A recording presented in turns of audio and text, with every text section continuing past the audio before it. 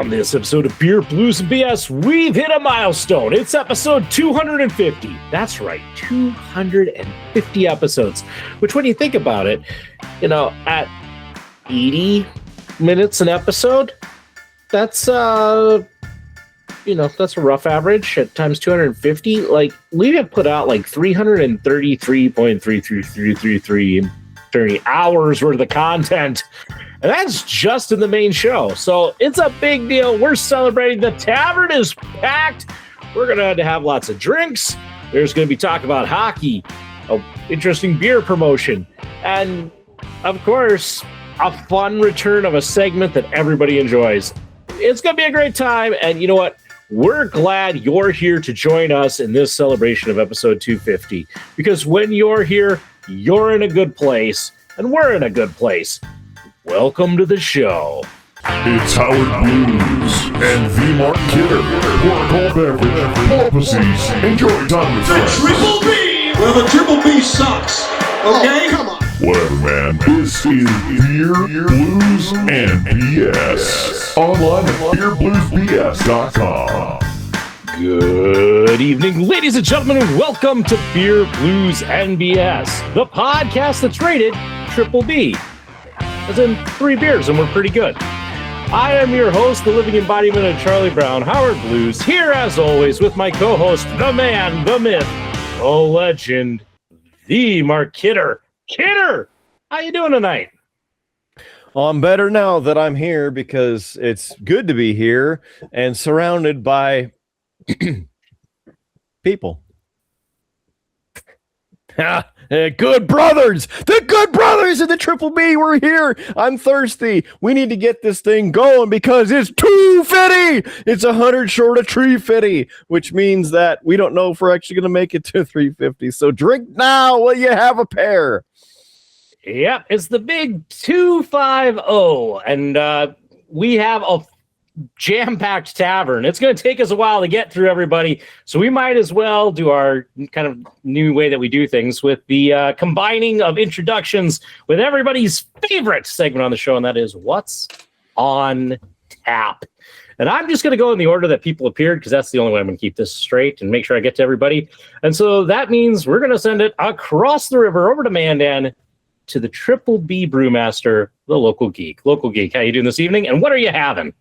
Hey, I'm doing pretty good. I'm going to start off the show tonight with something that's been teased for quite some time. I finally got my hands on it. It is the Cold Smoke Coffee, Kettle House Brewing.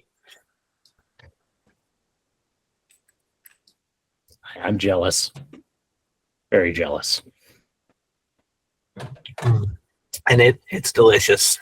If I could rate it higher than a 5 out of 5, I would. So your official rating is a 5? Yes, definitely. Yep. But there's the coffee's kind of like right up front there, and then the back end you get some of those cold smoke flavors, the maltiness. All right. You saw him pop up. Triple Bs. Yeah. You saw him pop up there. That's right. All the way from Iowa. It's Rude Boy Kyle. Rude Boy Kyle, how you doing? What you drinking? I'm doing great. Congratulations on making big episode 250. And I've got from the Three Floyds Brewing Company, Munster,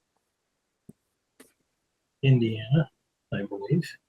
Take a look in the box. Fun show. It's a beer in a But box. they are celebrating their 30-year anniversary in 2026. The Lord Rear Admiral Extra Special Bitter Ale. So it's got some artwork celebrating 30 years. There's the full clip there. Is that a beer so good that you need to salute before you drink it? Oh, salute to the Admirals and salute to you guys. It's been an awesome run of episodes and can't wait to make the next milestone. And cheers to you guys and everybody here. So, Yeah, Really? Captain Crunch on that package. Yeah. See some copyright violations here. ooh, that is delicious. It is 6.5% alcohol by volume. The Three Floyds version of an ESB, or extra special bitter ale. Extra This deep salty amber bitch. ale is a complex malt hoppiness named after Admiral Lord Horatio Nelson. So that might be his cartoonish Could be. beer image there. Likeness. Yeah.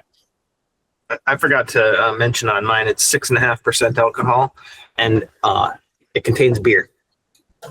Yes. I don't know if you can read that, but A Scottish ale with coffee.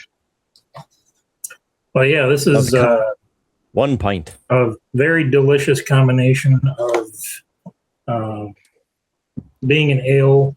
You're used to something that's not so bitter or very flavorful, but it's just the right, strikes the right balance of being a bitter taste, but the man, it is delicious. I love it. Yeah, they also have a 30-year tribute on the bottom of the 6-pack there. It's normally reserved for all their legalese, but that's 2026, their 30th anniversary, and they say thanks for riding the shotgun on this wild journey. 30 more years of chaos, hops, and unforgettable beers. So, yeah, I will give that a 4.6. very nice. Nice. Hopping in here, Kidder is also apparently having the coffee cold smoke, and I wish we would have fully caught in that reaction of him drinking that. Kidder, I think you got to take another one for the camera there. Well, here's the thing. Okay, so we all know how much I like coffee. I love smelling coffee. I don't like drinking coffee unless it's got about 35 creamers and 86 pieces of sugar in it. And this is a nice balance, but I didn't know what to expect. And so the first taste of what I got made me go Forrest Whitaker, because I had an upper and a downer working right back and forth there. And I was like, oh, whew. But you got Kettle House, the cold smoke, and then the Black Coffee Roasting Company roasting this coffee. And I would have to say that it is clean and full-bodied and roasty, just like the can says. I would give this up into the likeness almost actually of a regular cold smoke. And it helps round out the cold smoke taste. So it actually goes together very nicely. So I would actually give this a solid 4.5. Which, again, my initial reaction of it hitting me was like, whoa! Didn't know what to really expect out of the rest of the can. But as the flavor has mellowed, it's very nice. It has delicious caramely notes of the Scotch ale. So I'm similar to you, Kidder. If I have coffee, it's got lots of sugar in it, lots of cream in it, or lots of beer in it. yeah. All right. Lots of We've gone to Iowa. Let's head out to Nebraska for the return of Brother Nico. Hello. Congrats on 250, guys. Continuing on my small bottle journey, going through my collection of little things that I've forgotten about that were in the back. Today I'm having a classic Johnny Walker Gold Label shooter. So just 40% ABV per usual, but Just 40. Yeah, just 40. So I have had this before, but it has been quite a while. So I expect some creaminess, some potentially honey, and of course the subtle smoke that JW is known for. The nose suggests all of that.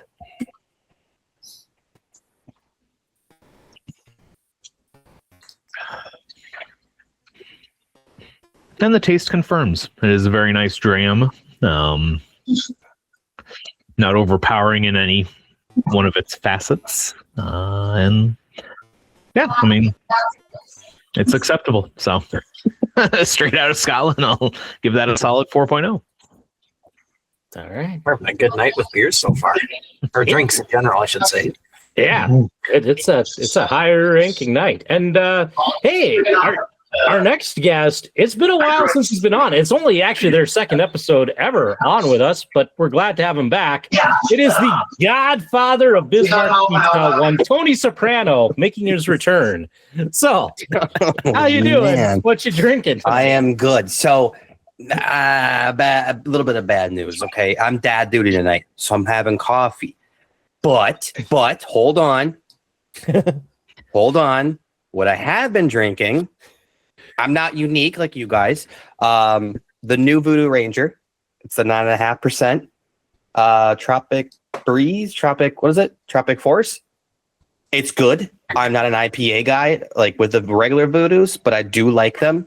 So that's what I've been rocking. I do enjoy that, and because it's high percentage, so it makes me feel good faster. There's a plus. But they are good. I do enjoy them. Like I said, I'm not an IPA guy really at all. And I've been watching way too much Burnt Peanut, so he inspired me to get into Voodoo Ranger, and so I had to try it. So that's what my drink of choice is. But unfortunately, because I have to be a dad tonight, I don't want to be stumbling and then, poop ending up all over the place. Drive. Yeah. So I got to play it safe. Right. But I'm having a nice coffee, the chocolate notes, caramel notes, not bad. A little roast. Yeah. Okay, good. I do have a request for you with all of your might and power that you bring to the show, and especially with liking Voodoo Ranger. Yeah. Sometimes if you get the sampler pack, there's this nice, delicious, lesser known beer called Mountain Time.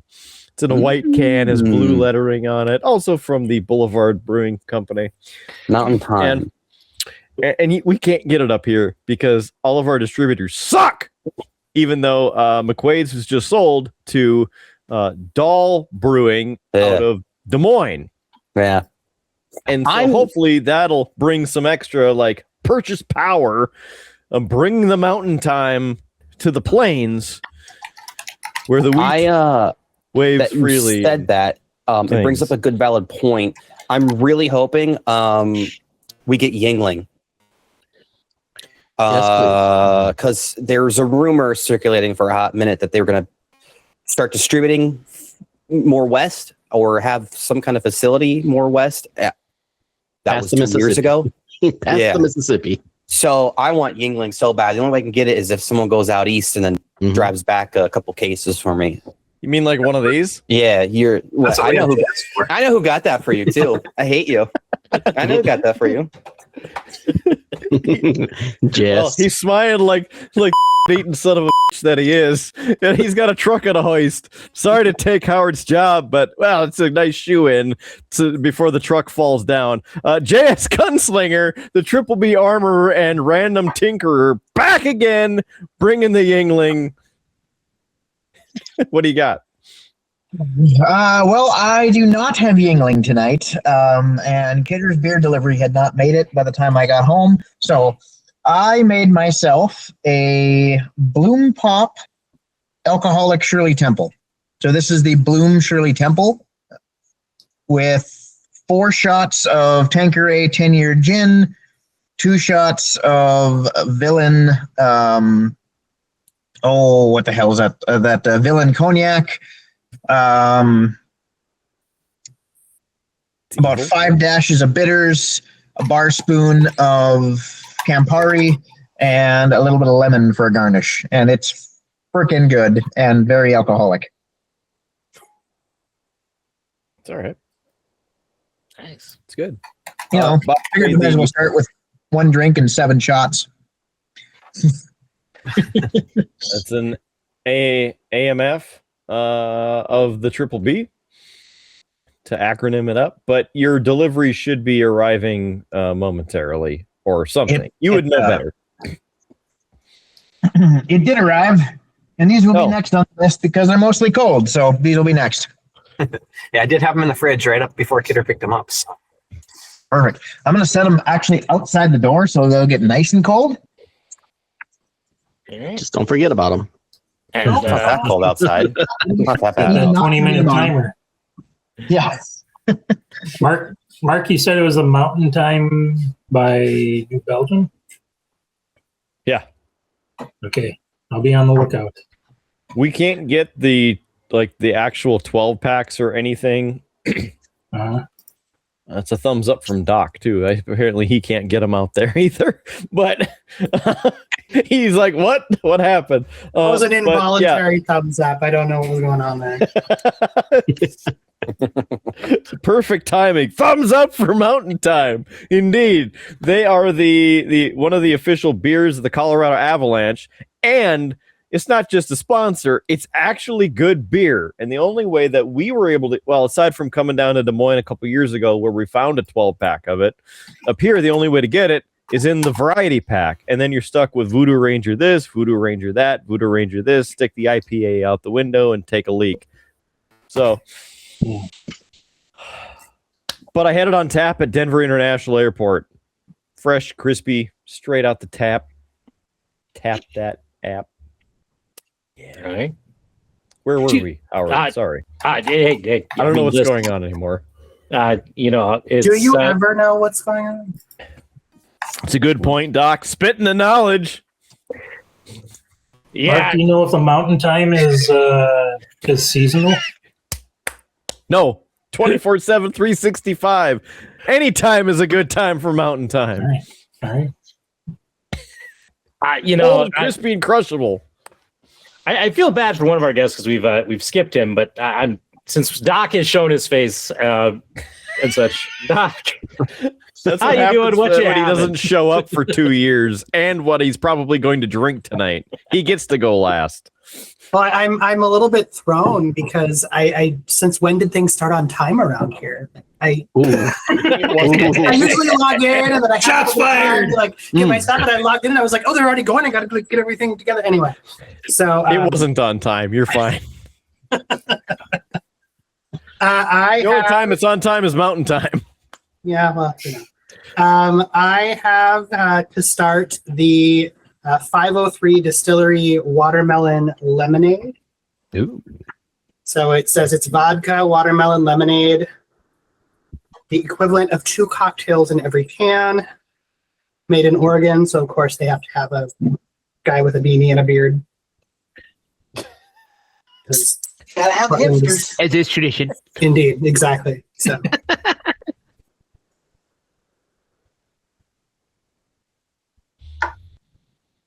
It's actually really good. Like the balance of the watermelon with the lemon, like it's just like the right balance between like the sweet and the sour. It's clear there's alcohol in it, but you don't really have like an alcohol taste to it. Probably give that a solid 4. All right. Nice. And I actually have a few more of those, so we'll as we go through the next few weeks. Good. Sample their whole lot.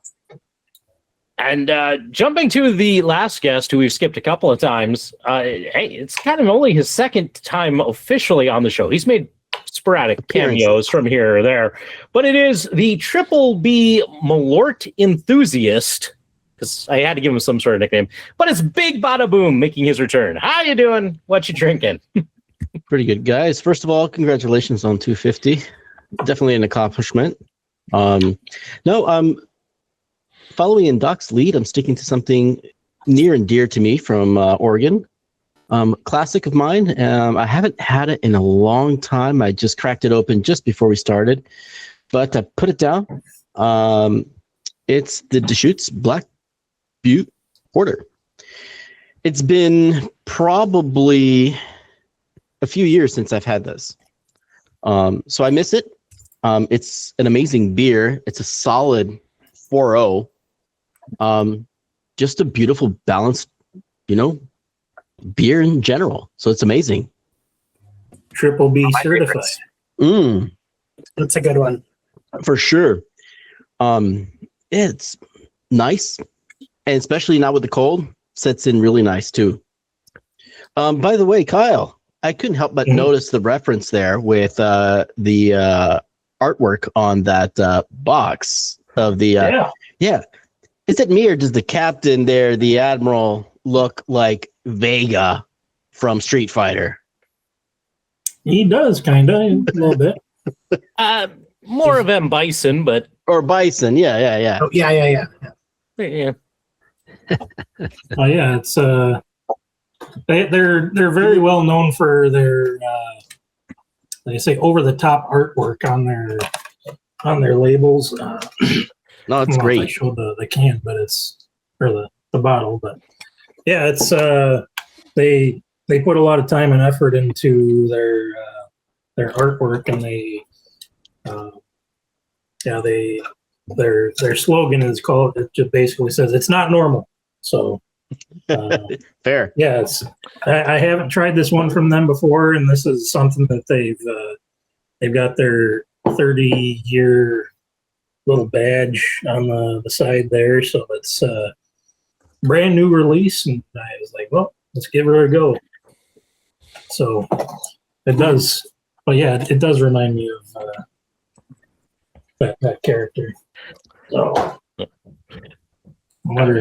let them hang out in the background. There you go. It was that artwork was giving me more of like a commissar from Warhammer 40K vibes, but you know, but that I could also see Bison. That's a good call. Gents, I have something here from the local geek that is not a coffee cold smoke, and I'm going to butcher some of the pronunciations on this because it's a foreign product. This is from the Goober Ninja Brewery. It is a bread kvass, which, if you're wondering what that is, it is a fermented bread soft drink, dark rye flavored. It says a fermented bread soft drink, a mildly fermented beverage made according to an authentic recipe from specialty baked and toasted bread. So it is not alcoholic. And I know why, but I just have to ask, Local Geek, why? Fermented bread soda. I thought it would generate content. I mean, it smells like toasted bread. Okay, well, cheers. Mother's milk. I gave you one good one and one that would generate content. It won't get you baked or toasted, but oof. Use the spoonful of peanut butter and jelly in that. Actually, it tastes very much like toasted bread with honey. It is what I would tell you this tastes like. Does it say what kind of bread though? Well, dark rye. I think it's rye. Yeah. I mean, that flavor profile doesn't, I mean, it doesn't sound that bad, but I feel like it'd be weird to have it in liquid form. Yeah. It's carbonated. Yeah. You need some pastrami juice in it. Get yourself a good Reuben drink. Yeah. It's this is a product of sauerkraut pop. You could always throw like a slice of bacon in it. I don't know. Throw some pickle in there, make it a cube. Pickles. Yeah. This is a product of Lithuania, if I didn't state that off the top. This is weird. And the more you drink it, though, the bread taste kind of goes away, and you can taste a little bit more of the sugary carbonation to it. I would probably rate this a 2. It's not terrible, but if you ask me to drink another one, I won't. Solid pass, but that is the one of the two I gave you that I said I wouldn't buy for myself again, but if somebody bought it for me, I would probably drink it. Yeah, and it's sandwich in a can. It's 16.9 fluid ounces, so I'm going to be at this one for a while, which isn't good because we have JS on the show, which means like we're going to be on What's on Tap round 2, like by the time he gets back. Surprised we aren't already with as long as round 1. Although he was later in round 1, so that's fine. And did you see the size of his glass? True. And it had 3 drinks in it to begin with. He's working on it. Oh no, he finished it. He took that as a challenge. He did. Yeah. That half glass is You a have to 3 put drink down the minimum angle anyway. grinder after that one. It takes a few minutes. Just need to start himself on fire with those sparks and flying We off. have to remember that he can still hear us even when he goes off screen. Spontaneous combustion. Pardon Oh, it was a me, good he's time. ready for round 2. Yeah. Hey, Nick, do you have that bottle handy still? The Johnny Walker? Yeah. Yeah. Yeah. You know what? Let me see that. Yeah. Hey guys, that's I don't actually see a the gold. normal size bottle. Yeah, just huge. Just absolutely a giant. That's how tall are you? That angle's not doing you any favors. You look like you're like 9 foot.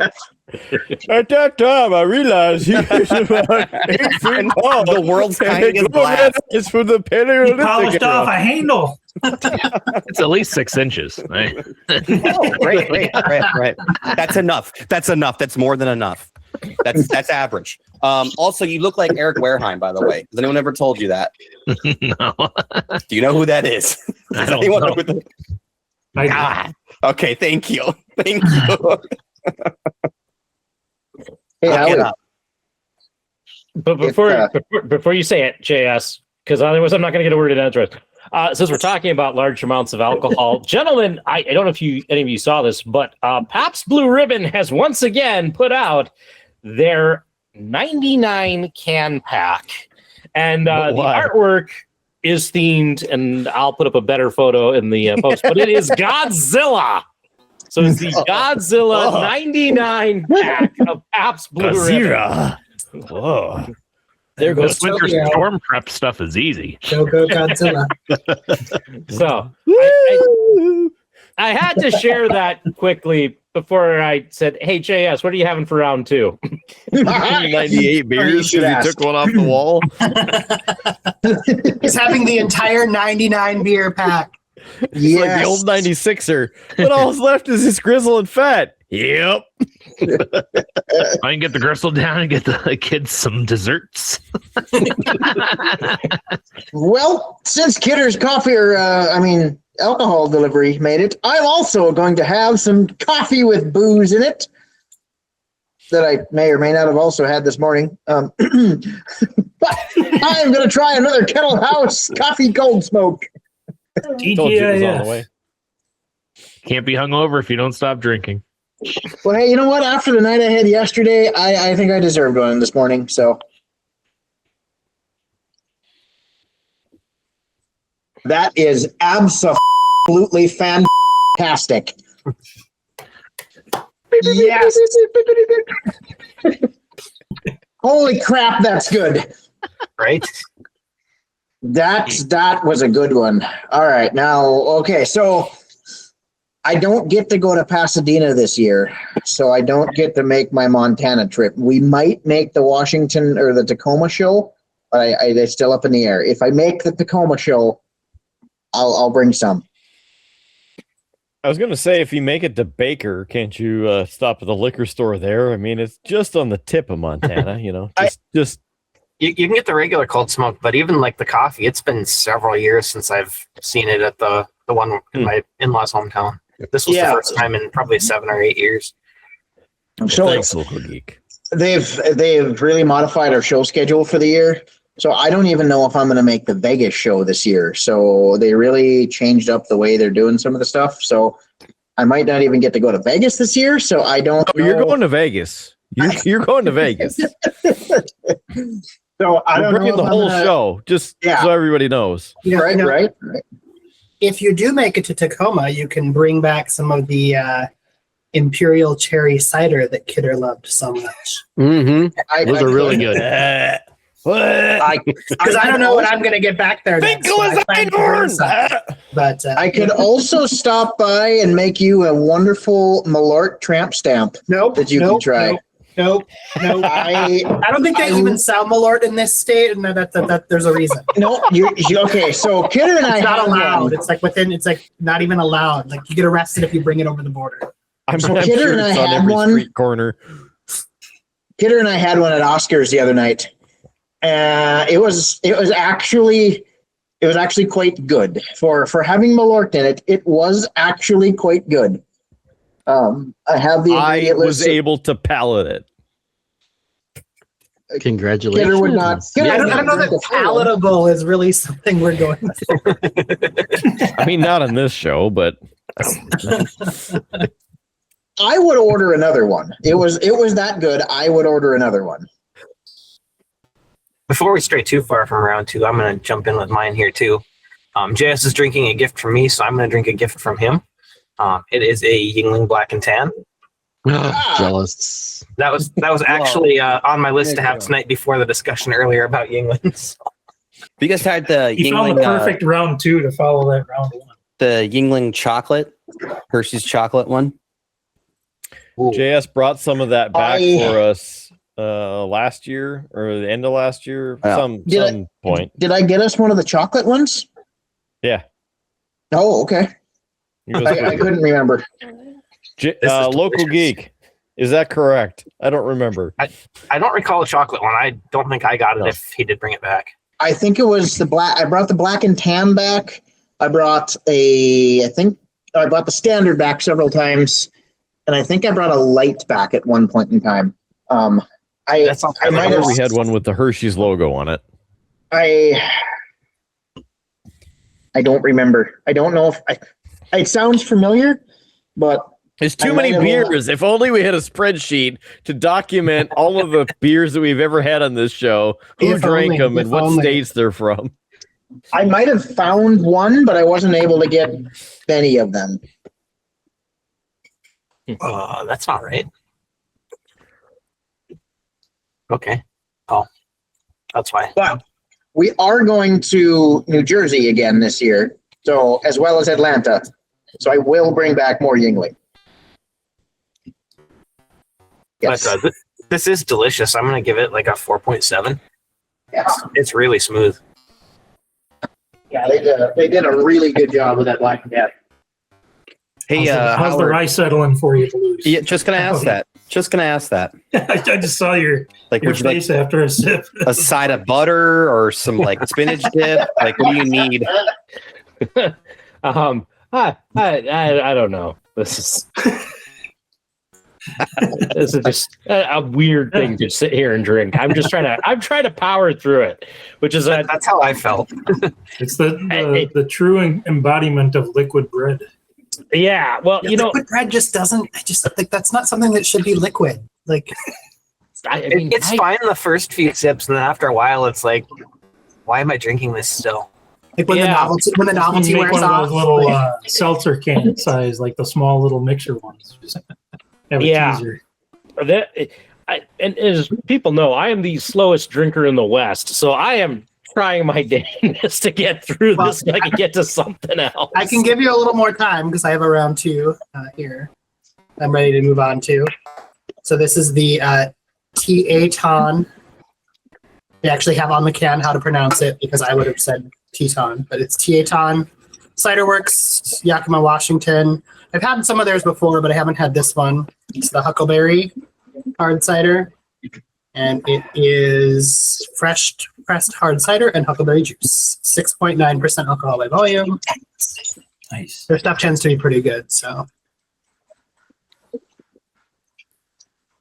Does it come with a shotgun? does it come with a shotgun? Yeah. Why would it have a shotgun? Because it's now your Huckleberry. Oh, no. It has a tractor on it. But it's not the tractor beer. Be very clear about that. It's actually pretty good. Peter would like it because you can't really taste the apple. He totally disregarded your joke. He's like, whatever, dude. Not doing it. No. Yep. I'd probably give that a 3.5. 3.5. The joke about a -3. I'm just going to throw this out here so that it ends up on the spreadsheet in case future Howard forgets to edit it in. But Big Bada Boom totally just took a shot of Malort off the bottle. So, whoa. Yeah. So, just so it gets counted. Don't want to miss a drink on our highly accurate, very detailed spreadsheet. But how could you go from what you were, that delicious port and then. Yeah. It's a palate cleanser. It's not whiskey. I mean, I guess, Pickled ginger I guess from the perspective that it like totally fries your palate, so you start fresh with whatever the next thing is. You're Exactly. I'd also like to say this is not rum rockin' rumors. This is beer, blues, and BS. Okay, so this is the show where we take whiskey as a palate cleanser. None of that wormwood found next to the trash barrel liquid. Ugh. It looks From like the the stuff gods. that seeped out of a dumpster. So I'm going to start with my round 2. It's from Goose Island. Only round 3 because you already had round 2. No, that doesn't count. That's just a cleanser. Nice. It's from Goose Island. It's called 312. It's a white ale, That's also 4.2%. delicious beer. Here Chicago. it is. Pretty cool. I haven't had this one before. I've had a Goose Island before, but I haven't had this. So let's crack her open. And this is from, I think you're right. This is from Chicago. Yeah, when I lived in Chicago, that was my go-to beer because it was everywhere. But it also says New York on here. So I don't know. I mean, they may also do some Have stuff, but they're I think they sold out. Chicago-based. Did they sell out? No, sad. A few years back, possibly. Because it's 312 because that's one of the Chicago area codes. So It's smooth. What can I say? It's a good. I can see why it would be, Doc, a good go-to beer. It's clean and it's refreshing. You can definitely taste a little bit of the wheat there, but other than that, it's good. If anything, maybe a 3.5. So Sliding down the hill on the scores, guys. Oh, I'm gonna make that coffee cold smoke is an absolute 5. can I re-rate this one? I'm going to re-rate it as a 3.12. There you go. There. And Kidder, I checked the spreadsheet for the youngling. The only thing we have is the black and tan and the traditional lager. Was that some other beer that had a Hershey's thing on it then? I remember, I know what you're talking about here, but I can't remember what it was. But I know what you're talking about. There's been a few chocolate beers on there, so. Maybe it was that one that he picked up at the specialty food market that none of us could read. Just, it's got the Hershey's logo on, and it's got to be legitimate. Yeah. You made it, Howie. You made it. They had that little extra rye at the bottom. Don't ever chug delicious. bread. Ugh. Remember to chew your cud.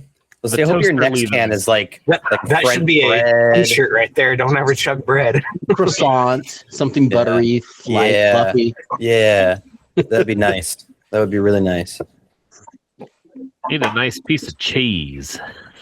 This is our cheese beer. Yeah. So, Local Gouda. Geek, I have to say that in Sour Howard, I f***ed up. I separated the beers when you gave them to me. Hey, I apologized. Yeah, just put it anywhere. Local Geek handed me the 4 beers, and I put 2 aside, so one of each of obviously the Gold Smoke because JS was getting one of those, and then 2 of the other Montana beers. And the one I'm holding, Montana one. it's not a Montana. Okay, so 3 of the 4 were from Montana. This one is apparently from the side of the road somewhere, and this one was supposed to go to JS. And when I opened the fridge and realized this is supposed to go to JS, and it's a 10% alcohol by volume, 12 fluid ounce, I was like, I f***ed up, AA Ron. So it's here, and I'm going to drink it. So sorry, JS, but you're going to miss out on the Reverend, which is brewed in the Rocky Mountain water, malted barley, imported Belgian specialty malted barley, dark Belgian candy sugar, hops, and Belgian yeast. It's dark, it's decadent, and it's divine. I sent you the photo of that. Yeah. That looks because amazing. My supervisor in the seminary found it, and she sent it to us and said, "You all need to find this and have it. They don't sell it here." Because then your response was the photo is creepy, or the artwork is creepy. Yeah. Yeah. Although you're doing that just means that JS gets to suck on a golden willy. So. Not the first time today. When was the first time? What time? If you have to ask, you can't afford it. Like 8 in the morning. Like, oh, that's dark. So the Reverend is done. Yes. Okay. All right. Okay. It's got the Belgian candy hops. They're not as sweet as it leads on to be, but what's Belgian yeast taste like? If you have to ask, you can't afford it. Okay. That's a description. I have to ask. It's a description. Yeah, I love a good Belgian ale. They're tend to be pretty malty, pretty sweet. Yeah, there is a lot of sweetness with it. It is very dark, which for me is so much like my soul. I don't know why it's called the Reverend. Like, is it because of the cloth? Is there darkness behind it? Is it God's grace coming in and saying it has a little bit? I don't know what's happening here. I think it's because it has hints of cherry in the back, and you're not noticing. Is that one? Of course, I'm not. That might be part of it. Yeah. Oh, no. I am curious about that one though. She actually said she's getting, because we're going to her house in Wisconsin in June, and she's like, I have a 6-pack of, or I'll get a 6-pack of it when we all come, so you get a chance to try it because they don't sell it here. I've looked. I would say what Nico sent me, but it's a different podcast and a whole different time. Not for the recorded section. But yes, I agree. It is pretty dark and it's pretty sweet. For the rating on this, this would be more of JS's style of being the darker, the thicker, the gonna you up quicker. And that was why I thought it should go to JS probably. Yes. Well, I knew you would enjoy the mistakes. For an official rating, do it justice. I would do a 3.6, and then Big Bada Boom had to throw in that there's cherry notes in there. So just because he said that, I'm deducting 0.2 from it. So only 0.2. Wow, that's growth. I thought you were going to deduct the whole point. No. That's dark. That's dark. Growth. That's dark coming from Mark. because it's cherry, like a hint. It's not made with cherry or cherry, whatever that's thrown in with cherry. Cherry forward. Yes, yes, that's the technical terminology for it. Cherry forward to the sink, to the trash. That's enough dad jokes from you. That was more than enough. Next time I come to North Dakota, I'm going to bring you a whole bag of Rainier cherries, just because. I'm going to tell the missus that you can't throw them out. No, I won't throw them out. I promise. It's very generous. I would very much appreciate it because I'm going to give them to my mom. I was going to say you would be my wife's favorite person. I would object to that, but I like your mom, and so that's fine. She deserves a gift. Never mind. Anyone else hopping in on round 2? Anyone? Yeah. Just I got Someone said round 3. House Tellus Lager. Ooh, Hofbrauhaus. 4.9% alcohol by volume. Brewed. That looks cool. According to the German purity law. Wer ist the Fräuleins? Yeah. This is there's not one on the channel today. Harmonious taste of finely tuned malt and hop notes, perfectly balanced for an unforgettable drinking experience. So it's crafted to the highest hand-picked standards. It's not happened before. I don't know what's going on. But yeah, it's imported from Munich, Germany, and that's awesome, Kyle. Cheers to 250. 250, nice. Ignore Mark. Mark is over the edge. He's been drinking. I gotta make noise again. But yeah, that's crispy. You can have the little biscuit type notes on the end. Did you get biscuit notes off of yours, Howard? I mean, I got the whole loaf off of mine. My wife's probably going to offer me toast tomorrow for breakfast. I'm like, no, I'm good. Well, I mean, unless it's rye bread. Like if it's not rye, you might be okay. Yeah, that's very refreshing. The flavors are easily defined, distinct. Perfect year-round beer right here. So, from the Hofbrauhaus, established 1589. Yeah. And cheers to use. Nice. It's been a while since I've had a really good German beer. There was a period of time for about a year and a half that we used to go to this German bar here in Seattle because every Monday they had half-price liters. So like liters on draft. And then they also had like a reward card. And so if you got like punches, so I had like a hat and a t-shirt and like all these fun little things.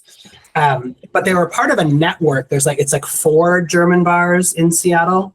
And so we did it one year during Seattle Beer Week. They did this like tour where you got on a bus and actually went to all 4 of their bars. And at each bar, you got to like have like 2 or 3 beers while you were there. And at one of them, they had like a whole like German dinner. And then on the bus in between, they also gave you a beer. And on the first bus trip, they actually gave us a beer that was being imported to the U.S. for the first time. So we were like the first people to get to try it. Oh, nice. I do not remember what that beer was because, as I said, at each bar, you got 2 or 3 beers, and then they gave you a beer on the bus in between, and I don't fully remember how I got home that night. So, which is partly why we've only ever done it once. I think you guys would all enjoy this because I'm giving this a 4.4 because that's clean, crisp, refreshing, and and no overpowering flavors, but just enough to get you through to the next beer. You say this is very good, yeah? They're good. Yeah, they're good. So that is very good news straight out of Germany with that. I want to take a quick interjection here with the sad news that was reported. An upper and a downer. Again, it's like I'm having coffee and beer.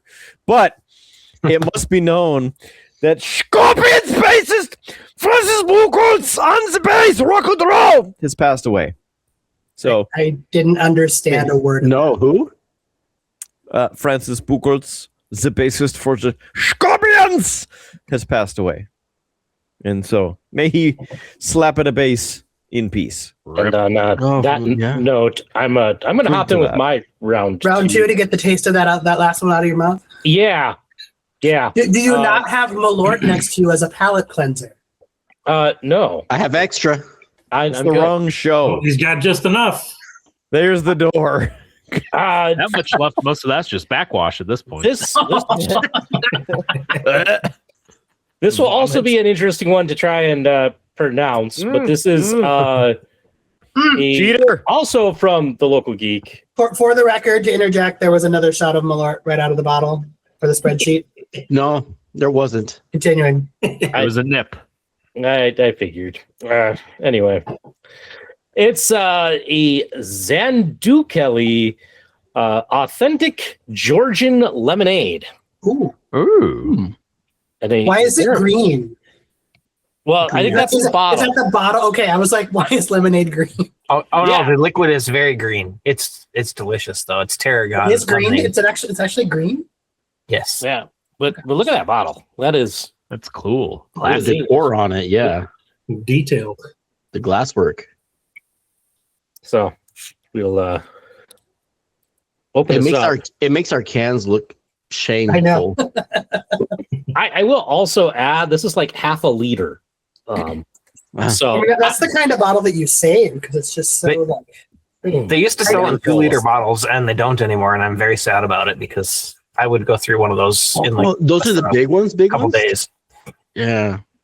That's quite the smell. Oh wow! I just drank bread, so this can't be worse. It's apple pie. And when I heard you say it's lemon, and then you said quite the smell, I'm thinking it smells like lemon, like Lysol, and that's just not. It's tarragon lemonade, so. Okay. And that's very much what it tastes like, is tarragon lemonade. And it is green, so yes, it is, because you can now see. That isn't the bottle. That is the actual liquid. Okay. That is the actual liquid. That is very green. Yeah, I don't know that I would want to put that in my body, actually. Yeah, I had some of that after dinner today. That's the pucker or the lemonade. The lemonade. Okay.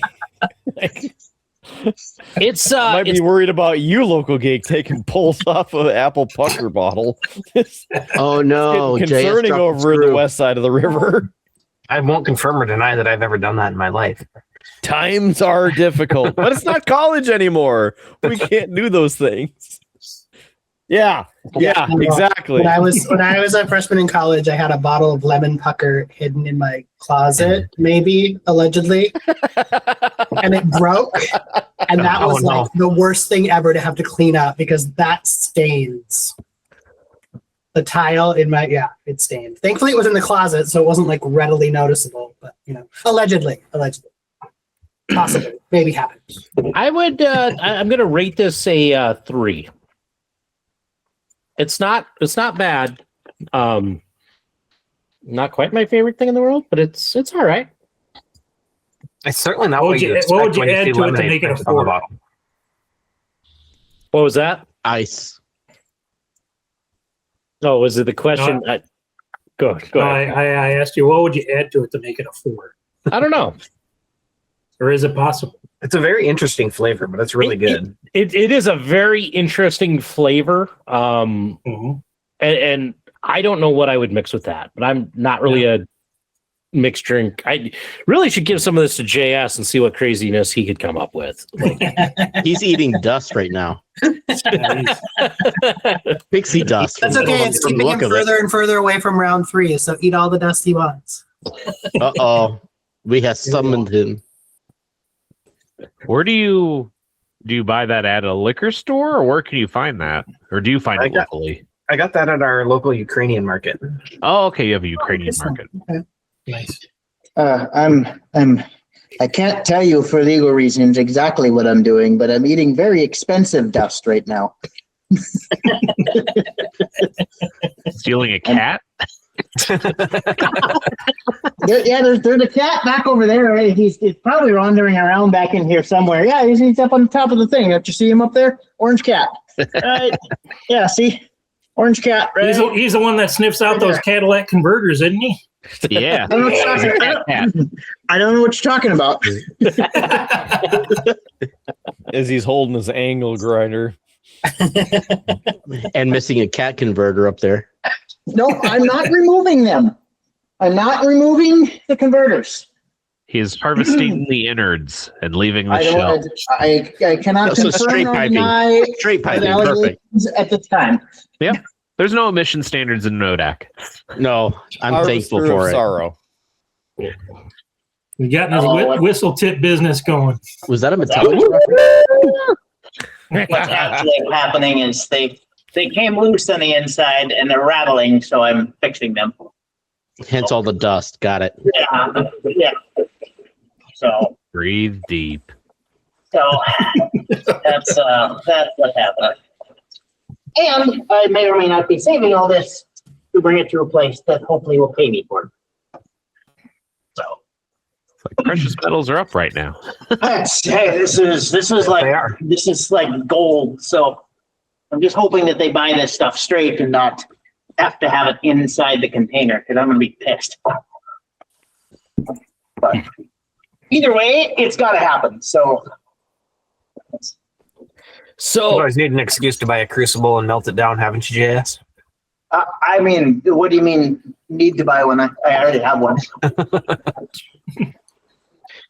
So I want to share this story. I'm sure that for certain that Kidder has seen this, and probably Rude Boy Kyle. You guys probably saw there was a video. This was a couple weekends ago of a youth hockey kids were playing a game during an intermission of a league game, and it turned into an all-out brawl. The whole video of it went viral. Future me will put a link down in the show notes or such. I didn't have time to find it before. Here's the interesting thing. There's some news on this because it came out shortly after the video went viral, and I'm just going to kind of read through this here quick. Earlier Sunday afternoon, Hockey Empire reported on a viral video that has been making the rounds on social media. The video shows a brawl breaking out during a youth hockey game that was played during the intermission of a professional matchup. The game in question took place during an American Hockey League contest between the Hershey Bears and the Cleveland Monsters. As a result, the Atlantic Amateur Hockey Association has now become involved.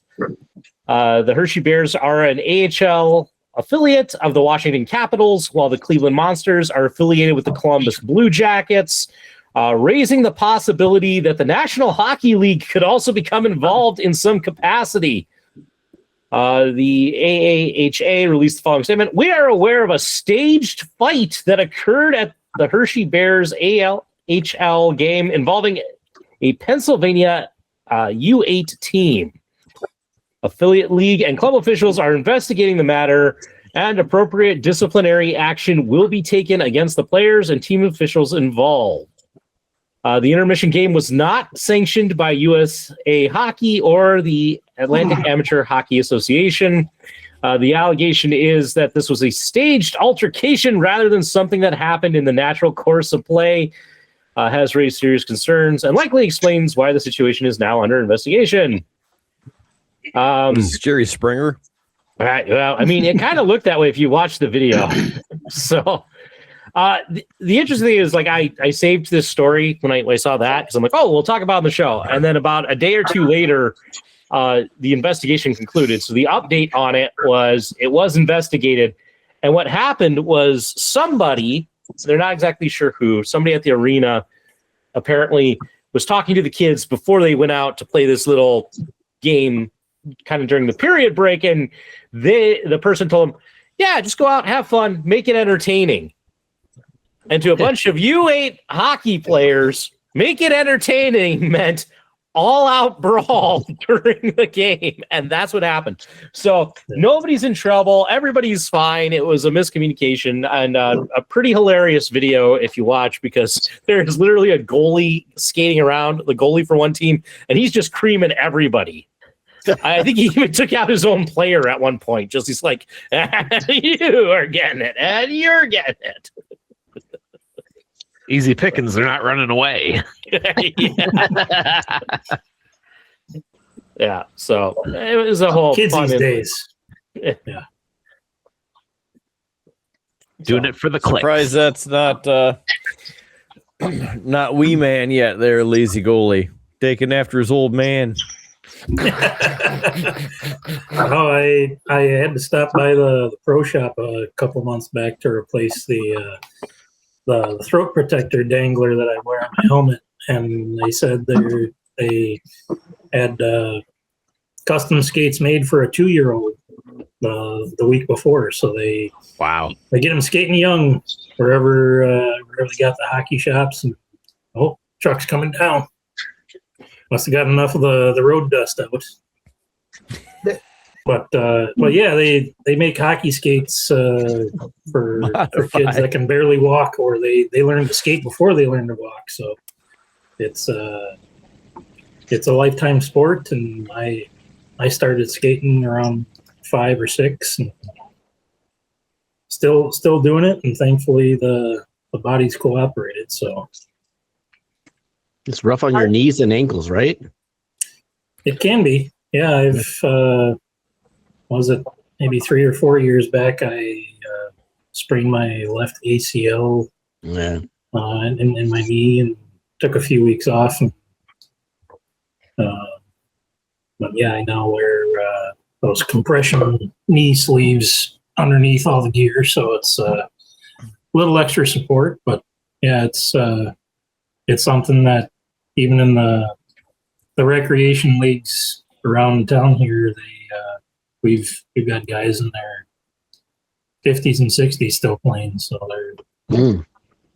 I'm hoping to make it to that point. So there's a part of me that finds it interesting that they seem to be more concerned about a fake fight than a real one.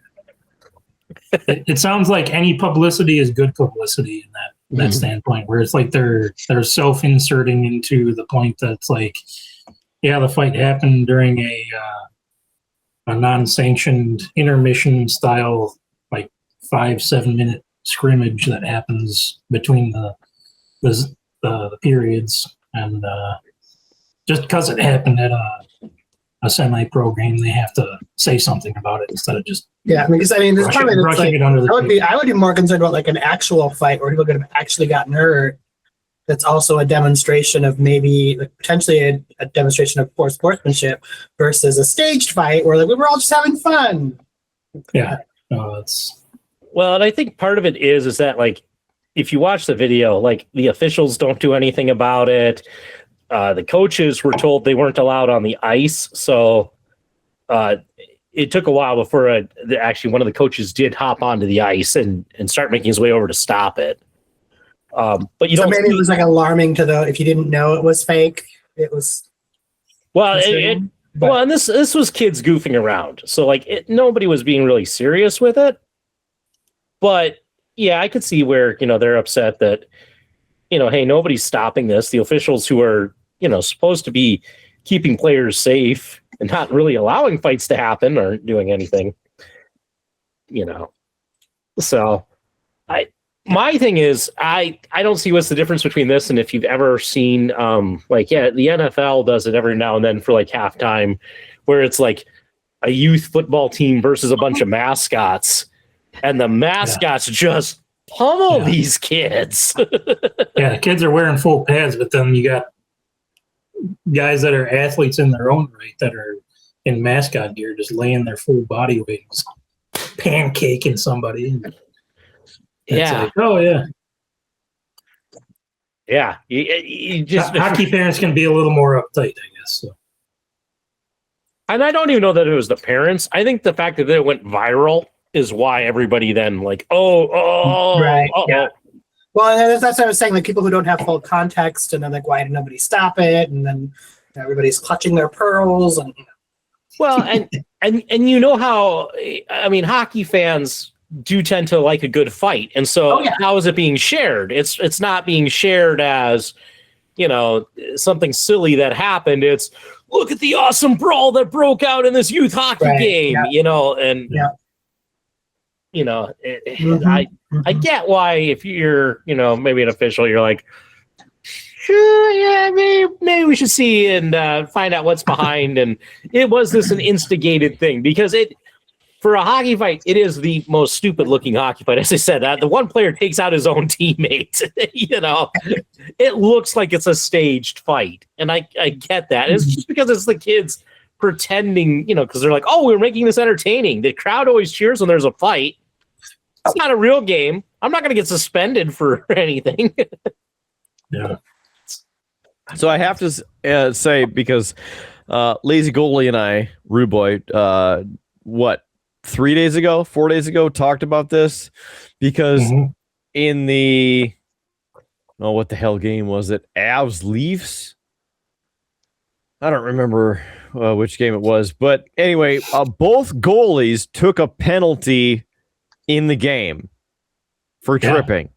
And I was like, Rude Boy, when's the last time that you can recall when a goalie from each team took a penalty during a game?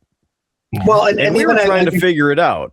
Even just a goalie like, at all taking a penalty is rare.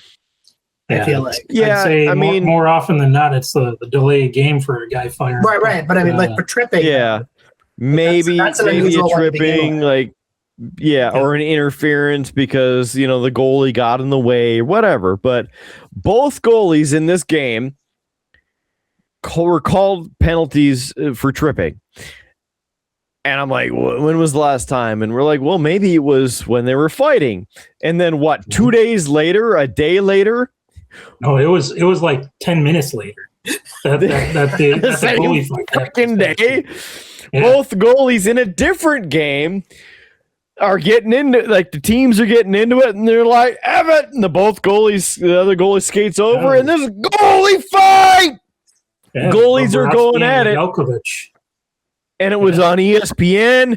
The NHL socials actually shared it, which the NHL doesn't want to promote fighting in hockey because, you know, it might be offensive to some people or something. So, like, just goalies going at it. We're like, goalie fight! Yeah. And it's like that little infant that's all excited about, you know, they're like Beavis, But it was a good, it was a hilarious fight. Something funny to see. And it actually happened, you know? So, anyway, I want to throw that in there. Yeah, it was good stuff. Because we were talking about it, and I was looking online, like, oh shit, goalie fights. Are you there already, Local Geek? Chuck's going back up. We thought it was going to be JS that was going to take us there. Oh, did I miss the signal? Yeah. The truck goes up, down, up, down, up, down. So, you know. Oh, so I should say the thing. Yeah. Bump it up. What thing are we on? Well, ladies and gentlemen, welcome to everybody's third favorite segment on the show, and that is What's on Tap, Round 3. Drink. Oh. So, local geek, you seem to be the What one. do you got, local geek? What do you got?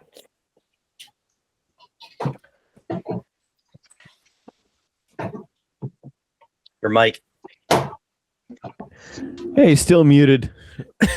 Yep. Google doesn't want to hear what he has to say because he knows he's gonna muted. He's already on round 3, so like, you know, managing the controls, you know, it's getting a little fuzzy. And he's still muted. All right, I know I unmuted myself. You did. I don't know when you remuted again. This is hey, Google, don't mute me. Hashtag. I'm not doing that. I don't know why it's muting me. It's the Flying de Jour from the Drecker Brewing Company that I believe is a gift from Kidder. It's a key lime pie sour a la mode. Yep. Pie. This guy has key lime, apple, granola, lactose, and cinnamon.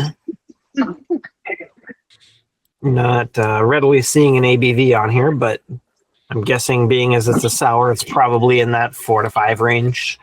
It'll get you drunk. Well, I mean, anything to get you drunk in the right quantity and you know, at the right speed. Not this. I mean, you didn't even crack in the can right open. quantity at the right speed. It could. You may not want to drink it, but it could totally get you drunk. Yeah, when it's not open. You leave that open on your desk for 3 months and come back up and it'll get you drunk. That's the ABV triples. That actually tastes It'll like also a put key you in the lime pie. hospital, but you know. Isn't that delicious? It's very delicious. Like it's got that super sweetness and then the bitterness from the lime. And then there's a little bit of like that graham crackery flavor to it. I don't know how they're getting all that in there perfectly, but it's fantastic. That's like a 4.6. That's really good. And right at the end, it's almost like you taste the whip on top of it, right? Yep. Yeah. It's so good. The cool whip. That is I'd ask the amazing, Godfather if he's tasted this from Drecker Brewing Company, who has recently expanded additional beers and flavors and making sure that they're spreading out their tasty notes. Oh, have you had many of the beers from Drecker? I've only had this and the Broken Rudder, which is also a fantastic beer. That's a Scottish ale. Yeah, that's good.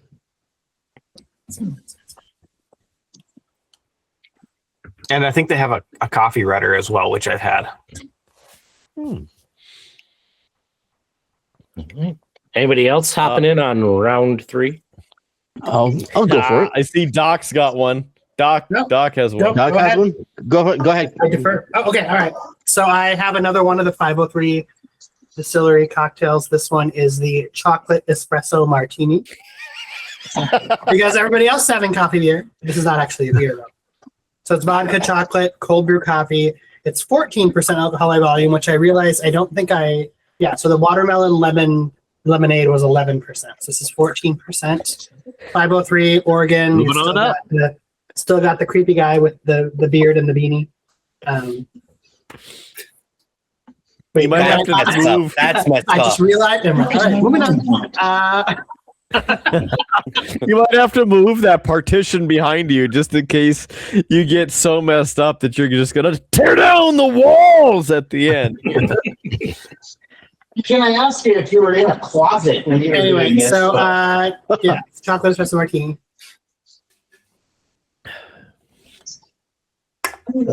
I'm gonna be honest. I was not expecting that hair when you pulled that beanie off. That was wild. That's wild, dude. Oh my god. Like Willie It's wants. just the Malort. It's okay, Godfather. It's just the Malort. That's what happens to you when you drink that Did garbage. you say shot? Someone say Malort? So Do it. it's a very chocolatey,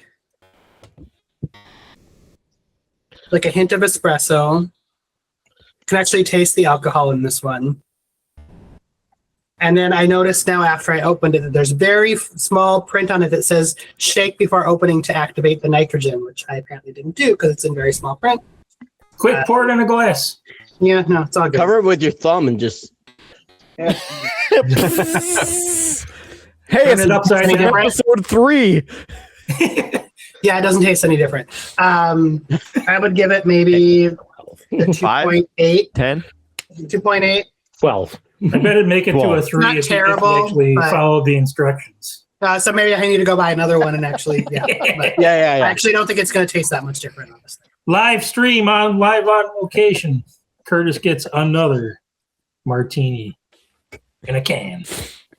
Did not follow instructions. Unable to understand fine print. It's not. It really wasn't. It doesn't. On the surface, it wasn't that bad. It was like $2.50 for the can.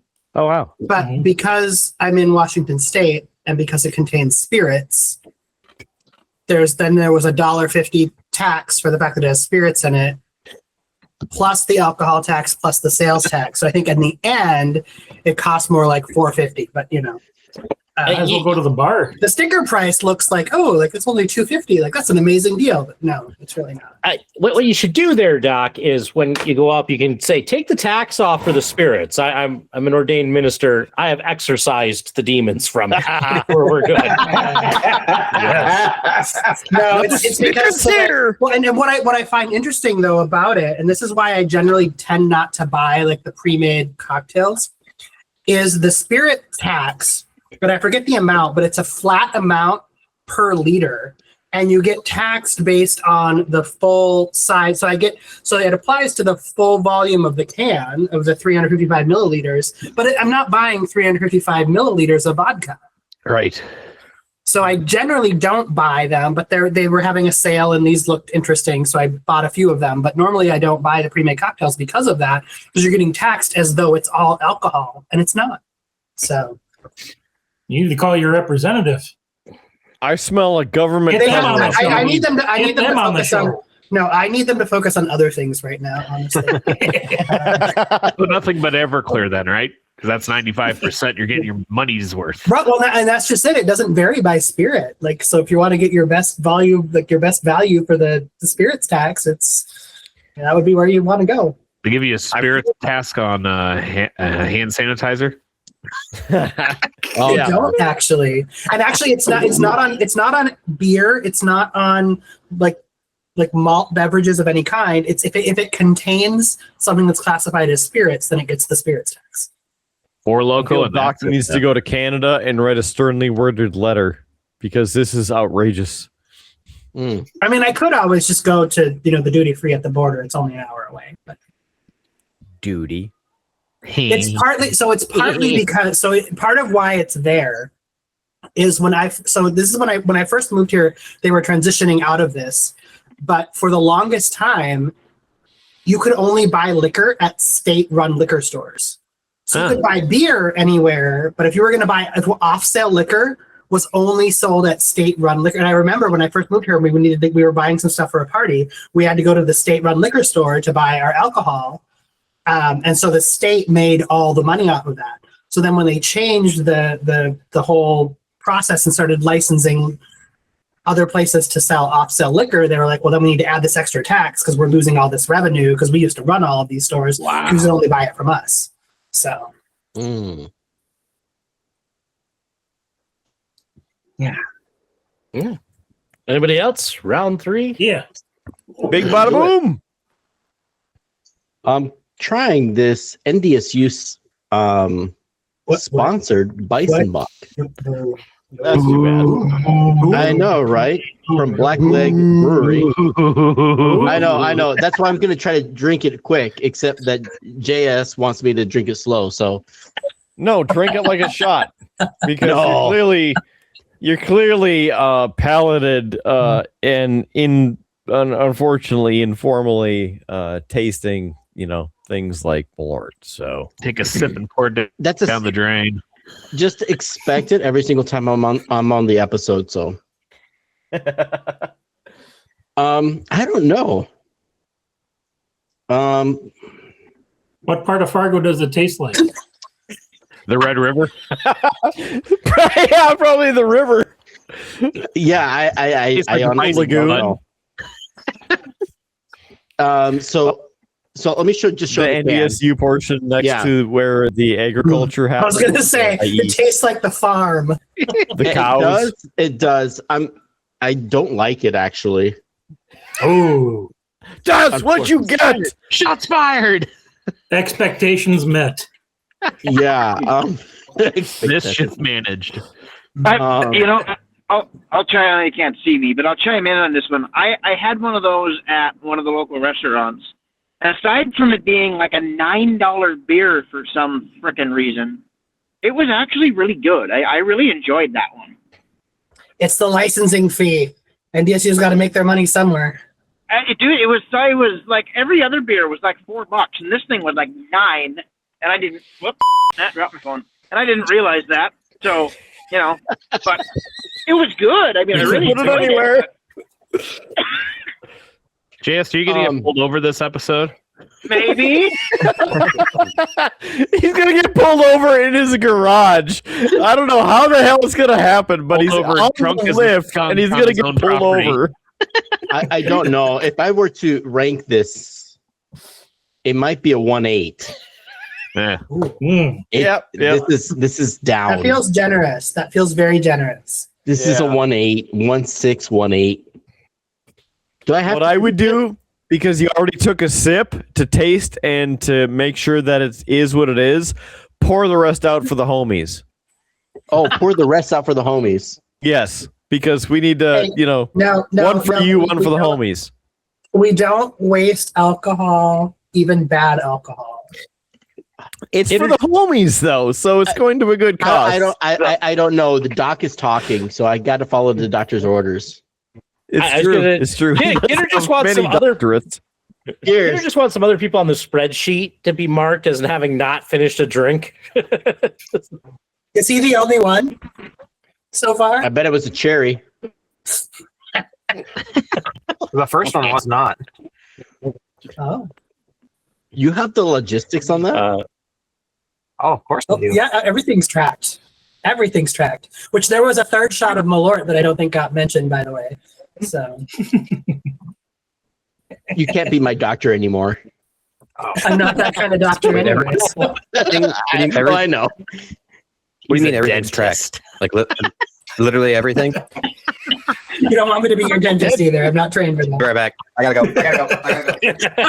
Just a failed podiatrist. There it is. The chair is spinning and everything. All right. Any other the code brown? Yeah. Probably. I think it was for the kid or for him. Kidder. Oh no, you have a spare?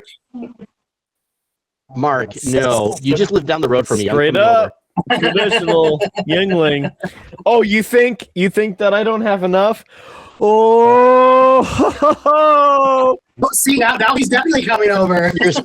He's pulling the empty can out of the fridge. It's an empty. Yeah, it's empty. I already drank it during this Why episode. is it back in the fridge then? That's weird. to screw up Big Bada Boom. That's why. I'm totally gaslighting. Just gaslighting him. So the original Yuengling traditional lager, 12 ounce, in Pottsville, Pennsylvania, and no official. Yeah, no ABV on the can, but I'm assuming it's like a 4.5 because it's that. So I have that into the Yeti, not to be confused with Howard, because that was his favorite name to choose when we were playing NHL 2002. It is a 4.5 ABV. North Dakota. Yep. There we go. But before I crack into that guy, celebrating 250 with a Templeton barrel strength. This is a 2020. It is delicious. Yes, it's barrel strength. It's a limited number of barrels from Templeton Rye Brewing. And it is, again, the 2020 barrel strength, showing you that, because on the Triple B, for a palate cleanser to get rid of the coffee, and we need to get the reverend out of my mouth, if you know what I mean. So we have a palate cleanser of a shot of whiskey, and that looks like about a shot of whiskey in the property of Deep Space Nine glass. So cheers, bruvs, to 250. Well on our way to banning Malort. Two things. One, don't badmouth the Reverend. Second, what does barrel strength mean? Because isn't it all made in barrels? It is, but then it's normally watered down to 40. Oh, so this is like barrel strength, direct out of the barrel. Got it. Okay. Yeah, 50 to 60%. All right. Woo! Damn, that's good. Love me some Templeton, even though I don't remember if I got this one up here or if I got it down in Des Moines, but the peppery notes. Smooth. JS suddenly getting probably crushed by a truck. I don't know. He's not he's getting pulled over, so he turned the camera off because he doesn't want JS to found the light. That's why. He found the light. I've had this one on the show before. There he is.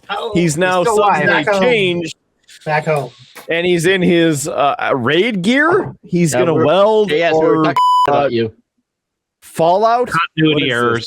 Continuity errors. Yeah. We don't know what's happening anymore.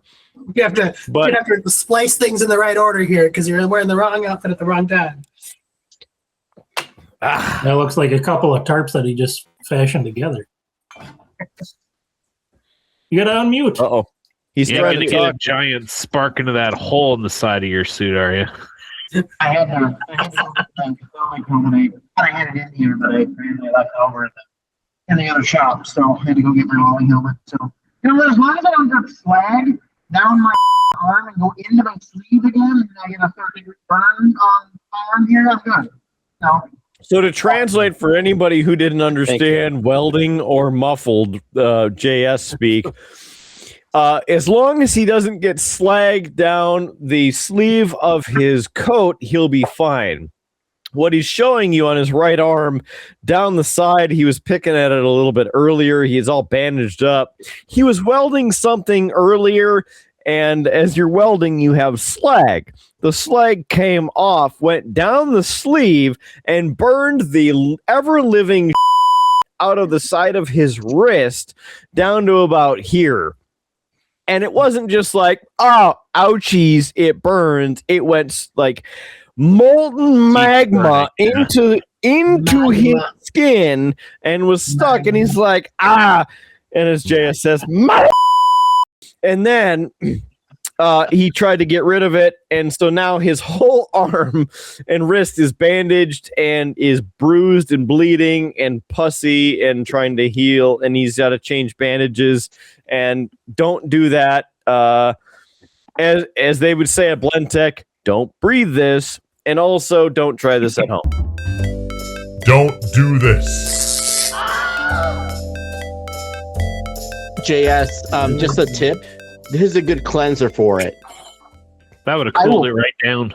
I will keep that in mind for the next time. That will kill any infection. Yeah. Any possible infection. Yeah. It's better than pouring that down the drain. Youngling, cheers Don't pour to it you down, guys. down the drain. It might corrode your pipes. Yeah. And I Hey, also that's had to true. do some emergency medicine in one of my employees today. Apparently she was cooking and cut the tip of her finger off while she was chopping onions. And the only place she popped the tongue was to work because she knew I'd be there.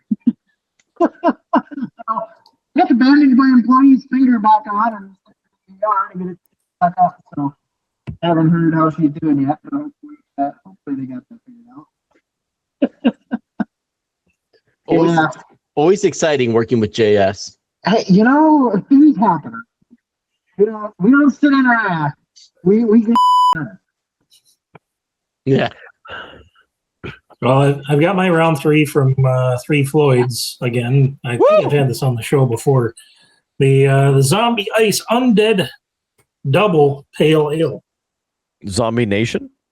Ooh. So it's got the zombie featured front and center on the can there. That's a nice can. Oh yeah. I love your can. They crafted with an unholy amount of citra hops. This double and undead pale ale heralds the zombie evolution after the dust is settled from the apocalypse. So they have a very similar tasting beer called Zombie Dust, and that is a slightly lower ABV than this one. But Zombie Ice cranks it up to 8.5% ABV. So as they say, it's not normal. That's one of my favorites. Like you said, that there's some beers that you drink that because they taste good, and there's some beers you drink because they get you a little messed up a little faster. This one does both. So to 250. 250. Man. Just right. The citra hops really hit you hard and fast, but I would say that if you don't like IPAs, you won't like this one. But it is an undead IPA, not an India Pale Ale. So their own version on the take. So what's the difference? You just have to try it. Oh, this is the juice of the zombie. Got you good. So yes, I don't know. he did. The can. But I'll say that I just don't get zombie from it. But But it's they have a beer that they're very popular for. It's called Zombie Dust. It's kind of their first mainstay that has been widely distributed. But then they came out with the Zombie Ice that packs a little more punch. So if you Is like Beer 30 and Beer 30 Ice? Beer 30 Light, and Beer 30 Ice. I'll compare it to a more full-featured pale ale. Well-rounded. Comparing Natural Light and Natural Ice. I was going to say I'm a little nervous because my previous experiences with ice in the name are Natty Ice and Ice, neither of which are worth it. So well, this still encapsulates it captures the full flavored zombie dust flavor, but you can tell it's got a little more punch to it. So yeah, it does. I'm reading on it right now. That sounds very interesting, but yeah, it is very, very delicious. I Doc, will say 55, the beer 55 IBU. Go great with a good steak and potato dinner, or excellent as an after meal. Kind of take you to dessert. So Tequiero. This is more like a nightcap. I mean, it could be. I mean, I don't know if we're making it to round 4 or not, but I try to save my best. Are you done with your drink? then round 4 is going to happen. No, I've got plenty left in here, and I also got something else right here as a round 4. So I got a round 4 and round 5. Wow, I can't talk. Who's counting? A round 4 and a round 5. Who's counting? Time to cut Big Bada Boom off. Howard's counting. And Big Bada Boom. But it can't be Malort, can it be? Or can it? Mm-mm. Yeah, no. What do you got? Howard, do you want to say the thing? Well, before we say the thing, because I want to get this in, because you know it wouldn't be a episode of the Triple B if I didn't cram in one of our popular other segments. You know, one that some of you love, like I was going to say more like Howard or Sci-Fi. You know, Brother Nico's favorite game. All right, Howard or Sci-Fi, let's do it. We have a full chat. Unfortunately, we don't have enough time for that since there's only like 14 minutes left in the show. So we're just going to settle for Can reset the timer. Boo! Boo! Get the hell out of here! A couple of That's what I was hoping for. I was a little disappointed when you you know, future Howard can always cut it down. It's also so bad that Nico turned off his camera, so I don't know if this is going to be a thing. I didn't think people wanted to see me blow my schnoz. He would have left if it was Howard or Sci-Fi. I mean, we all know how much he loves that game. Absolutely. I'd rather take Howard or Sci-Fi. Maybe next week. Here we go. Do we want me to start talking about the new series Starfleet Academy? No, we're doing this. Dad jokes. Stop. Dad jokes. I saw a thumbs up from Big Bada Boom. So that's and no, we're doing. You're not going to get it from Mark, me I'll 'cause I come over turned the later. reactions I'll come off, over later, so Mark. Not happening. It's a good thing mine was off camera because it was not a thumbs up. It was a different finger. Here we go. Four dad jokes out of this book that I was given. I can only handle 25 letters of the alphabet. I don't know why.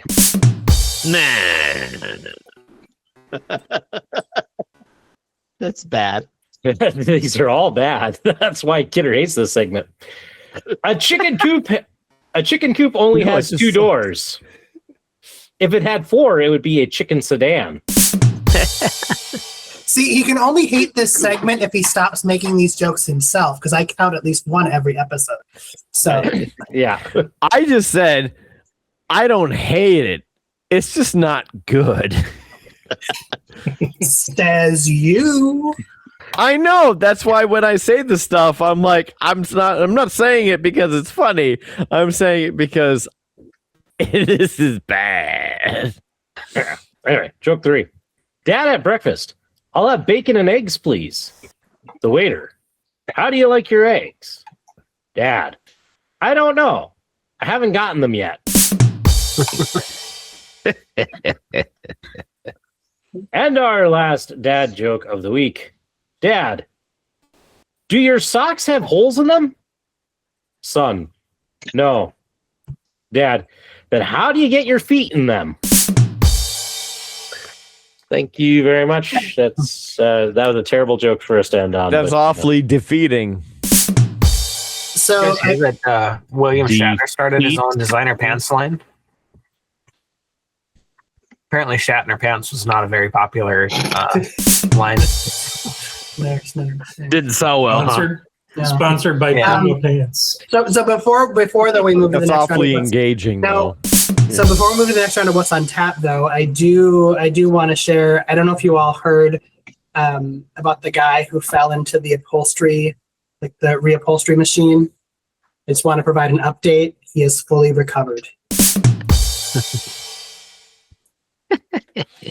Recovered. It's good to stitch that together. It took me a minute. I'm slow. Doc's like, wow, glad we covered that. It's going to be interesting when I go to edit this. I'll have to count up the drinks on this one because this might get close. Not as many as 200.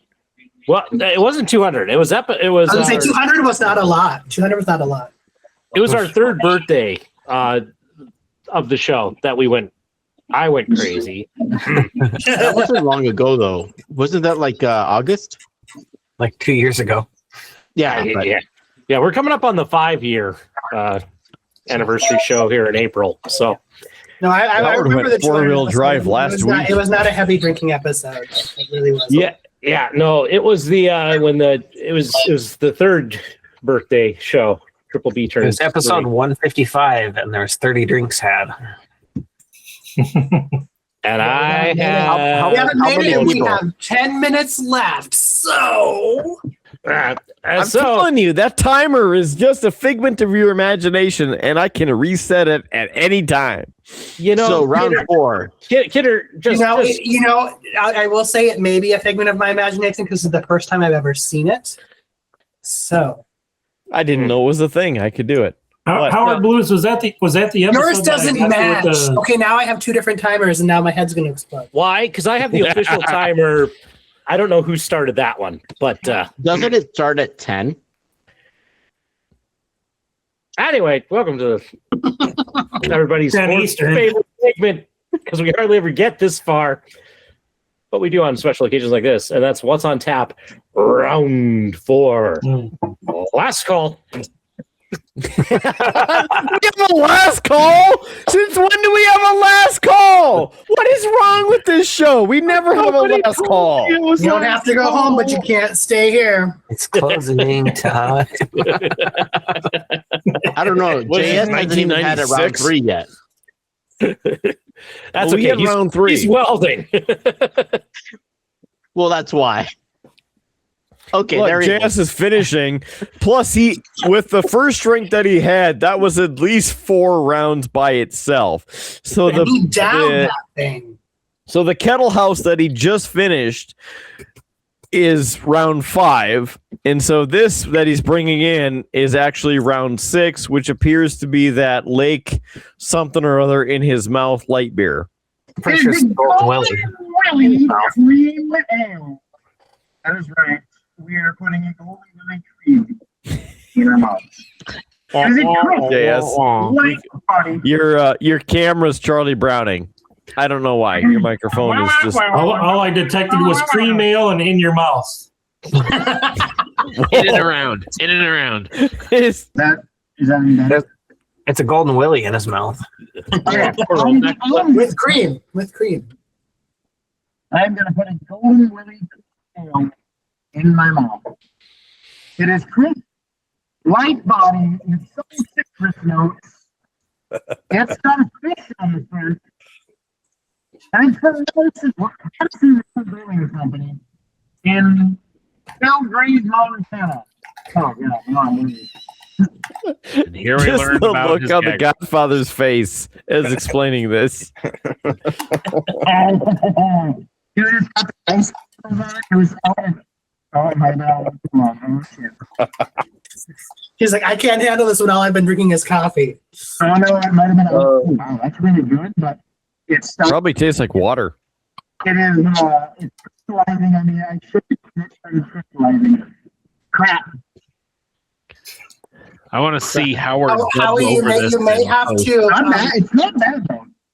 How you may have to actually like embed some subtitles in there in the video version so that people know what was said, or potentially We'll dub need a over- translation. in the audio version, like dub over it in Japanese. Howard? Yeah. I don't know. Is that any better? Okay. I don't know why my headset is being really weird, but this stuff is actually pretty good. It's a light beer. I left it outside for too long, and as soon as I shut it, it crystallized. So it's crystal beer. It's really cold, but I don't think I'm gonna get the full one for a little while. Yes. He left it outside. It's really cold and it's delicious, but it crystallized. And it's a slushy, apparently. So, okay. Sometimes that's good. And now he's going to enjoy a light beer slushy. Yeah. Rude Boy's like, gotta lean in for the translation. Yeah, because I'm trying to hear. Because I don't have headphones in, earbuds. I gotta lean in. I don't know why it's not picking up worth a damn on my headset. I don't know. I've been having a couple issues with these here the last few days. So That was pretty good because you're yelling. Yeah. You know, you just Could be your helmet throwing it off. Yeah, I mean, there's a lot going on right now. There's electricity. There's sparks falling at the helmet. There's, yeah. there's probably at least 2 guns in the immediate reach. There may or may not be. In the dust. Pixie dust. What? Yes. There's no cocaine out there. Stop it. Stop insinuating. Zombie dust. All right. It's, Zombie it- dust. it's palladium and asbestos, okay? It's nothing wrong with it. He won't catch on fire now. That's All right. right. I've got the Incline Cider House. Is that 4? Oregon. 4? This is 4 for me, yeah. Okay. Incline Cider House, Eugene, Oregon. Imperial Honeycrisp Haze, 8.4%. We've had many Incline, I think, on the show before.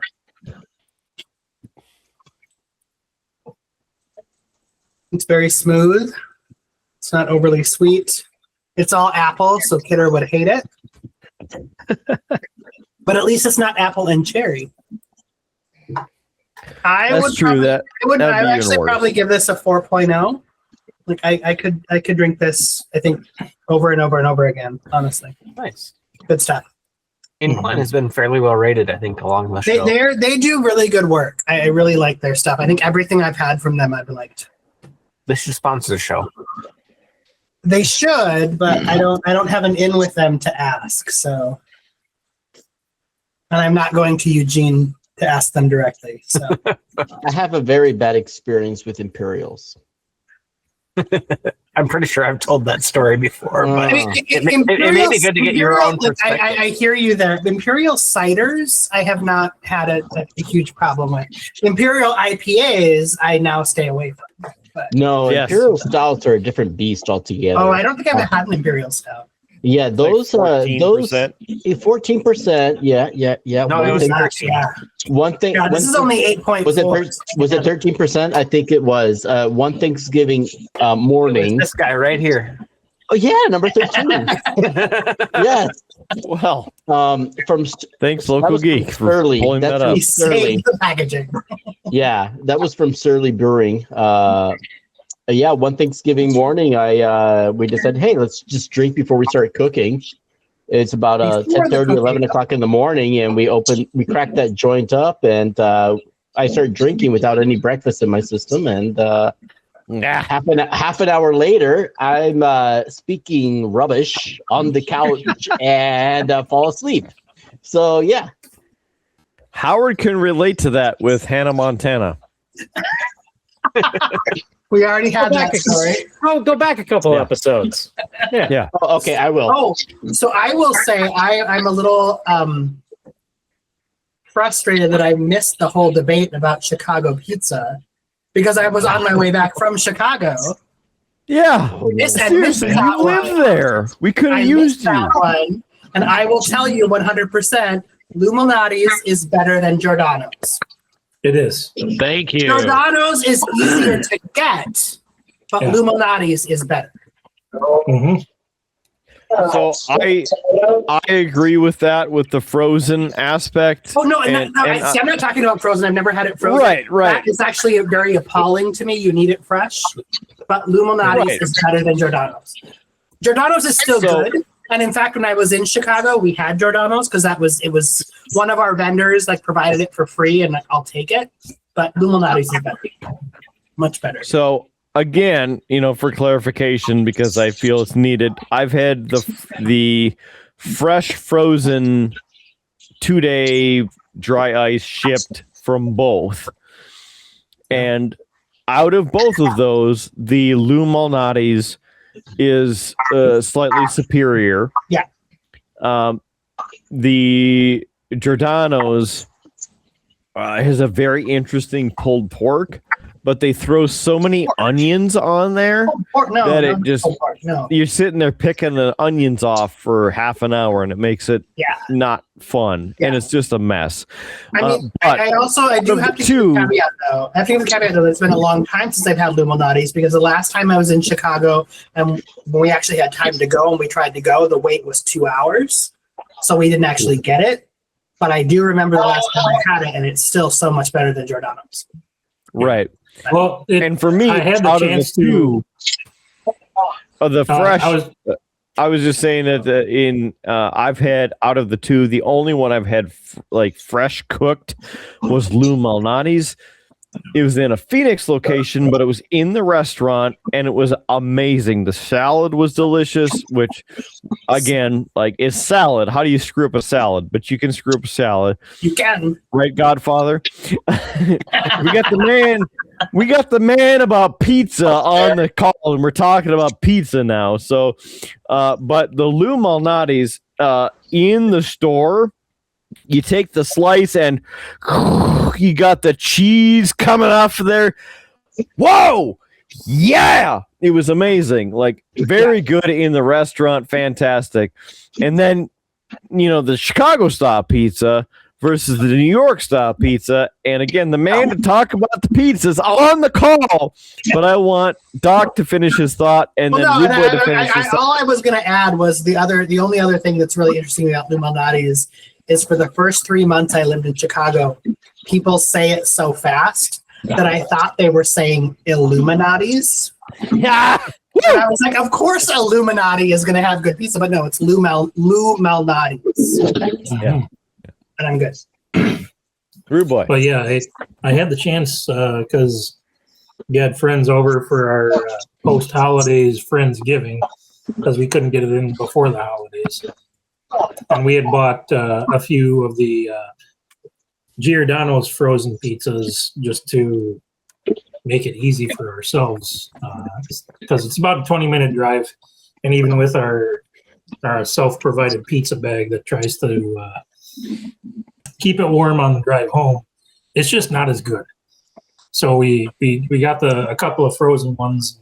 They're still very tasty, but what sets it apart for me is the amount of sausage that Lou's has on theirs and the crust quality. Of course, you like the sauce. The sauce. The crust and the sauce makes it for Lou's. It sets it apart. Lou's is my number one. And that's the thing I have to point out for people who've never had a actual Chicago style pizza, who just hear it's deep dish. Yeah. Deep dish does not mean thick crust. Deep dish means it's like a pie. When you go elsewhere in the United States and they say deep dish pizza, it's like 90% crust and toppings on the top, and that's not an actual Chicago style pizza. And so the sauce really does matter because that's the majority of the Chicago style pizza. But I do have to point out that the fun conversation in the chat of, can we get a beer similar to Zombie Dust called JS Dust, and it tastes like whatever the has been falling off the truck that he's been working on from the Godfather. we're gonna have to come up with a local geek concoction that and might be get on the next hit out of the capital region of North Dakota. You're gonna need to go over to JS's house and capture whatever that dust is and throw it in your beer. Right. Mm-hmm. With a slight hinge of burning flesh. I do have to call out Papa Murphy's has their Chicago style pizza that has the crust over the top of the deep dish pizza, which is definitely not a true Chicago style, but it is a good pizza. Well, that's it's very like a pie, Giordano but there's style. no crust on the top. See, I think the problem here is a place called Old Chicago ruined that for the entire country. Thank you. I hate Old Chicago. It has nothing to do with Chicago. So when people go there and expect a certain thing, their mind goes, "Oh, Old Chicago. That's what it's going to be like." And well, I'd say the closest thing to a chain pizzeria participating in that whole deep dish debate would be Pizzeria Uno, and theirs. It has its own. It's a very robust and rich pie compared to the others.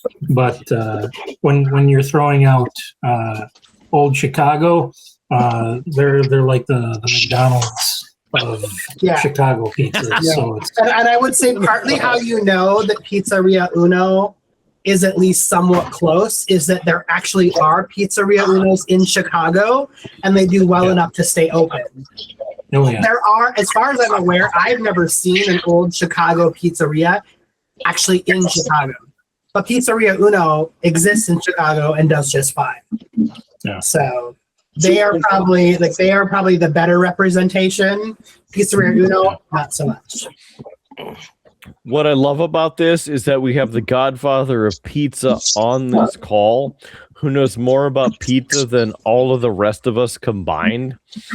And he can tell us all of it. But I also want to say, because the pizza locally, top notch, fantastic. And you can double Jimi Hendrix censor that, Howard. Thank you for that.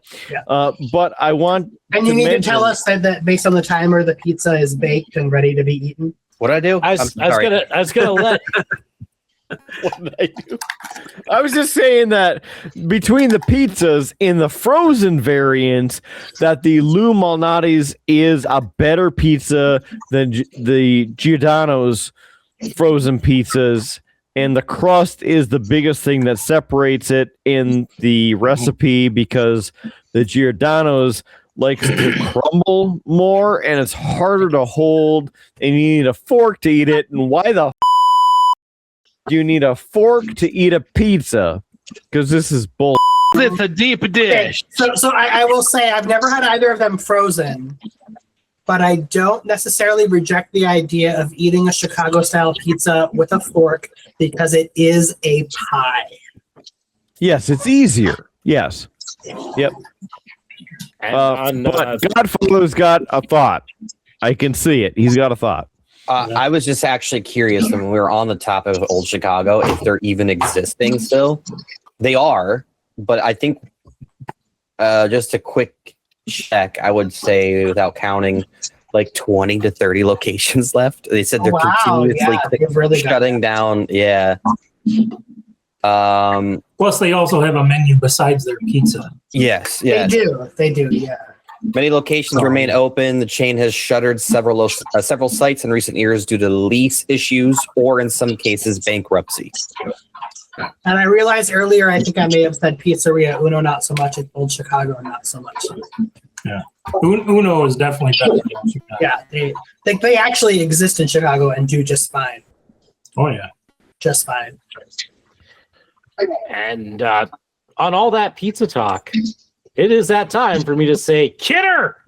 We've been talking for quite a while. It's time that we wrap this mega episode up. And to do that, we need to hit some cheap plugs, some final thoughts, call it a show. And by that, he doesn't mean hair plugs. His mind went hair plugs. We'll go with that. No. I reject the conversation from a few episodes ago about calling someone bald being sexual harassment. Obviously, I am a asexual icon, so I understand how it could be something that could be asexual. You are correct. Oh, that's very sad. There you go, Howard. You're welcome. You're welcome. BeerBluesBS.com is our website. Stop by, check it out. Please join our socials, Facebook and Instagram. Like us, follow us, and share the content. That'd be awesome. Comment. We want to hear from you. Also, on there, you can click streamlabs.com/beerbluesbs. Streamlabs.com/beerbluesbs. I'm not that drunk. Obviously. No more than usual. Yeah, I mean, usual, that's one thing, but also after TSO drunk, that's a whole other thing. So, Trans-Siberian Orchestra has not stopped by. No, Malort! Stop it! Stop that! Another shot of Malort. There's another one! Gross! Gross! What is wrong with you? Metallica time! Okay. On that note, very, very quickly, did you know that Hulk Hogan claimed that he was almost in Metallica. Yeah. He said repeatedly over and over and over again. How do you feel about that? I think it's hilarious because Hulkamania would run wild all over Metallica. And then suddenly, instead of Enter Sandman, it would have been Entered Real American. And then there'd be a lot of extra finger pointing and brother in the lyrics. It'd be like, enter night. Right. It's like, Luxie Turner, brother. Luxie Turner, brother. And you're like, I don't know what 72 seasons we're part of anymore. Doesn't make any sense. But please give us your money at streamlabs.com/beerbluesbs. Streamlabs.com/beerbluesbs. Brother Nico, a striking resemblance to somebody famous who's clearly not been on this show, and therefore Brother Nico is way more famous than this other person. Also, we need to talk more about pizza and how it's made and what goes into the recipe, because Nardello's Pizza in Bismarck is top-notch New York style pizza. You went, Listen, first of all, Brother Nico does not have black frame glasses. Okay? What in the fresh is this? What is happening? And why is this show off the rails and Jump the Shark? What are you doing? Listen, I handed the control of the show over to you like I do at the end. I can't help it if you can't keep the damn thing on the tracks, man.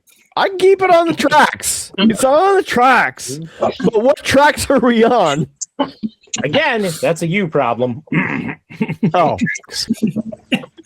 Amtrak called. We're running 4 hours late. I was going to say, we were just watching the documentary about how they rushed the Amtrak from Seattle to Portland and then it derailed. So, yeah, don't rush the train. The train will get there when it gets there, okay? Stay on the track, right? So Nardello's Pizza, Bismarck, Mandan. Get your pizza, get your subs, get your salads. That's the best place in town if you want some New York style pizza, if you want some delicious subs, if you want some salads. It's not Chicago pizza, but it's still damn good pizza. So. I appreciate it. You don't need to plug me. Good Lord. God.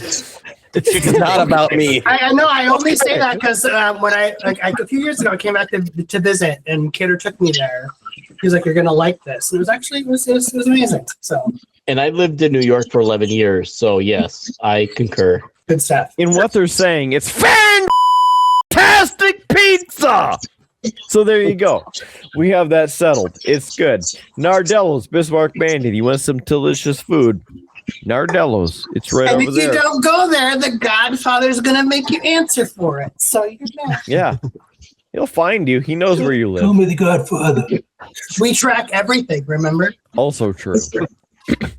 So, follow us on social media and give us your money. That would be great. We need as much help as we can because JS is thirsty. We are poor, and a big bada boom is drinking a Malort. He's drinking Malort because he can't. He ran out. He's got to buy another bottle. That was also another shot of Malort for the spreadsheet. You know, Jepson's could sponsor us. That could be one that we could get. And I wouldn't mind that. I don't know who else is chasing them for sponsorships. I know we're scheduled so far out on these episodes. We're scheduled for the next. I mean, I hate to say it, but if they would sponsor this, I would. We're at 250, pushing a lot more. If they're willing to sponsor it for the right amount, I would have a shot on every episode, but it have to be the right amount. It would have to be the right amount. Double the cost of promoting this episode. Triple that, and that would be the right amount. Okay, there we go. I mean, Big Bada Boom can just everybody's got a number in the bottle and just make sure that. I mean, he's doing it for free, so I don't know. Yeah. JS, does that sound okay to you? He's buying the bottle and then he's do this. Absolutely. And so again, JS and I had a drink again, throwing out Oscars, another local business to support. Fantastic business, Oscars. And they have, again, a drink, the Tramp Stamp, which has Malort in it, which for me, the average person who hates wormwood can tolerate.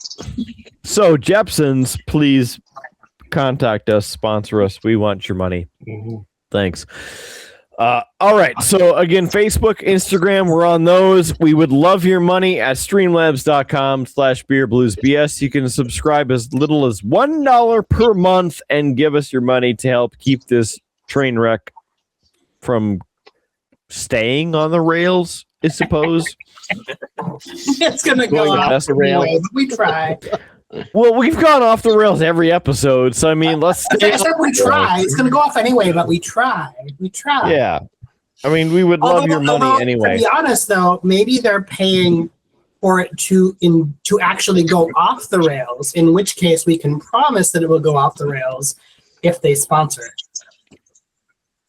If you go to Oscars and you throwing the game. And you can slip the phrase tickle worms into conversation with Mike. He really loves that. Please do so for those that go there. Tickle worms? Tickle worms. Please say the keyword. Tickle worms. Do you get anything for that aside from like a smile from him? Maybe a reaction. Get a nasty look. Nasty. Oh, okay. I get it now. Yes. All right. Good. Tickle worms would be the code word to take another shot. It might be. That's the code that you don't belong there. Apparently. That's actually Mark's safe word. No, it's not. That's Sherry, just for the record. Cherry. I'm going to ask the missus next time I see her. Cherry. Peach. It happens. No, peaches for me. Peaches for free. Uh-oh. Millions of peaches. Millions of peaches for me. Let's go to the chat, and JS is saying, because his mic is not working, he wants to give his final thoughts now. And that advice is, if you're going to have a workshop, make sure other people working in your shop don't replace your solid core welding wire with flex core. As a direct quote from JS Gunslinger. So JS, I apologize, and I'm sorry to understand that and hear that you were going through these sorts of troubles right now. But we at the Triple B are here to support you in any way that we can. And that would be, of course, by going to streamlabs.com/beerbluesbs and sending us your money. Keep your stick on the ice. Last half. Final thoughts, Lord. Jeez. Whoa. What happened? Let's do final thoughts. Howard, I would love to start with you as to what you're thinking at this point in the episode. What I'm thinking, it would be, damn it, man, end it already. Future Howard's going to be pissed at how much he's got to edit. And stop swearing. How's that? I'm done for the episode. There you go. Who said there you go. What? Hello, Triple B family. It's me, Future Howard, here doing some late night editing with Bruce DeRef. He's been kind of cameoing in the background during this whole episode. And I've gotten here to the section on final thoughts, and I gave a really kind of cranky, snarky response, thinking I was going to get to say more, and it kind of transitioned away from me and then ran for another like 20 minutes. I know there's 20 more minutes of this episode. I promise I eventually get the episode back on the rails. But there was things I wanted to say in my final thought that I didn't get a chance to say. And so very quickly, hopping in to say those things very quickly, I'm so proud that we've reached the 250th episode. It's a major milestone, although when you look at it, I mean, the Triple B since conception and creation and all of that, we've put out, I think it's around 530 videos. That's including shorts, live streams, all of that. We're up to like 450 hours of content that we put out there. Now, 90% of that is the podcast, but still, that is a huge amount of effort and work. And I have to say, I've done the majority of it with my good buddy, Mark Kidder. And I, can't think of anybody better to have spent all this time with. And I'm looking forward to many more episodes to come. That's right. I don't think we're hanging this show up anytime soon. But that said, next week, episode 251, make sure you tune in because I got a big announcement that's going to be made, and the Triple B will never be the same again. So make sure you tune in for that. But that's enough for me, Future Howard. Let's get back to past Howard and the shenanigans of what's left of this episode with Drunk Kidder and all of the others. So have fun. We'll catch you down the road in the next episode. I thought we had bathroom breaks between these things. I just go in my pants. Oh, well. Did you not get the memo to free diapers? What? It just depends. It just depends. Or you use the leftover bottle when you're done. Oh, man. Or you just fill up the So Malort you gotta bottle. make more Malort. I mean, all cans have like that big lip now. So The wide Drinking a mouth. tea bottle now. That's like an 8th shot That right was there, another man. shot You of gotta fill Malort that straight thing out up. of the That's bottle. disgusting. for the spreadsheet.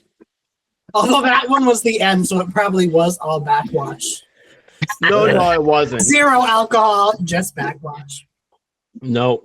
I do love the Thomas and Moriarty bean that you have. So a shout out to Mandan's Thomas and Moriarty's, which is fantastic. Christian And to be managing clear, I over there. totally was referring to the guy on the can who is creepy with the beanie and the beard. Not I know. When you said that like 7 times, I ended up throwing this out. I'm No, like, okay. I realized it when I said it. I was like, oh my gosh, like I did not mean that. It's the guy on the can actually does look super creepy. I know, but that should be added like into the production side of things. Let me just tossing it out. Which is also funny because then the hair came out and suddenly. And then there was the post about like the young Frankenstein, like Yeah, Shocking. that too. Oh God. Future Howard. Insert the photos. There you go. Lazy Goldie, what's the cousin Kyle's cousin's name from South Park in the game? Kyle. It's Kyle. Kyle. Is it cousin Kyle? Kyle from Yeah. New Jersey. Yeah. Oh God, He was just running again this past season. It's Kyle from New Jersey. Oh my gosh. Like that's actually part of the joke is that his cousin's name is Kyle. Kyle and Kyle, yeah. Kyle, the Okay. even Jewier Jew. Gonna have to cut that. That's It the was joke. Juilliard too. Because the hair just Entirely, that whole scenario is provided through the Cartman perspective of here's Kyle the Jew and then Kyle the quote unquote Jewier Jew. So Anywho, from his perspective of what he sees Jews as, not I'm as they so actually glad that you said that. And it wasn't us. from Cartman's perspective of what a Jew is, not what they really are. Like, No, because you can explain it. I appreciate that. Yeah. Thank you. yeah, no, like yeah. Like, that was one of my favorite single player playthroughs was playing that game because I remember Mark didn't want to foot the money to pay for the game, but he enjoyed me playing the game. which one? Because there are several. Well, it was. Are it you was just talking something about that- like the cracked butthole or the stick of truth? Like, Well, it was The both of them, but he butthole. watched me play them, and it was just as entertaining to hear him laughing his ass off while I was playing it in my headphones. And it was just like to play it for was like like- 10 hours. That was much more enjoyment than me buying the Yeah. game. That was yeah, the it was best. just. I yeah, just like I the mean, it was- difficulty that was- selector. Yeah. I will say I've only watched the playthrough of both of those on YouTube. I'm not going to actually like, pay for them myself, but they are mildly entertaining and at the Yeah. same time extremely offensive. But that's what I should have become a streamer instead of my. I know. You my could have been the one government job. profiting from my watching them on Well, YouTube. This is back before Twitch was the whole thing. I know. I I watched missed them all the way the through on YouTube, and that could have been your money and not somebody. The some random Twitch person. butthole. The butthole. Yeah, no, the fractured butthole and the stick of truth. Yeah. Both very fun games. Oh yeah. Rude Boy gets 2 minutes for high sticking. Oh, but not tripping because No. that rarely happens from a goalie. Although Rude Boy is a goalie, so we'll just give it to him. Yeah. I've You got been me tossing tripping, you got me stumbling, you got me whatever. And with that, I think you need to continue with final thoughts. It is time for the final thoughts. I'm seeing an expression from Howie, even though he's focusing on what he's painting. I see those two beady little eyes staring back at me. Gonna get a stunner. Wait, why is the recording stopped on this? Oh my god. But guess what? The multi-view is still going, so the episode is still rolling. Who should we go with, Howard? Who do you want to have final thoughts first? I mean, whoever. I think he's trying to hand it over to you, sir. Oh, okay. Since Doc, you have all of the knowledge, give us everything that you need to make this episode make sense in your final thoughts and knowledge. Once again, you grossly overestimate what I have to offer.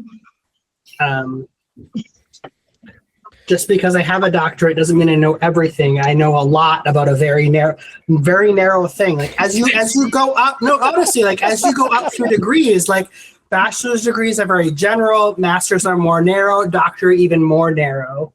And the thing I did my dissertation on has nothing to do with what we're talking about tonight.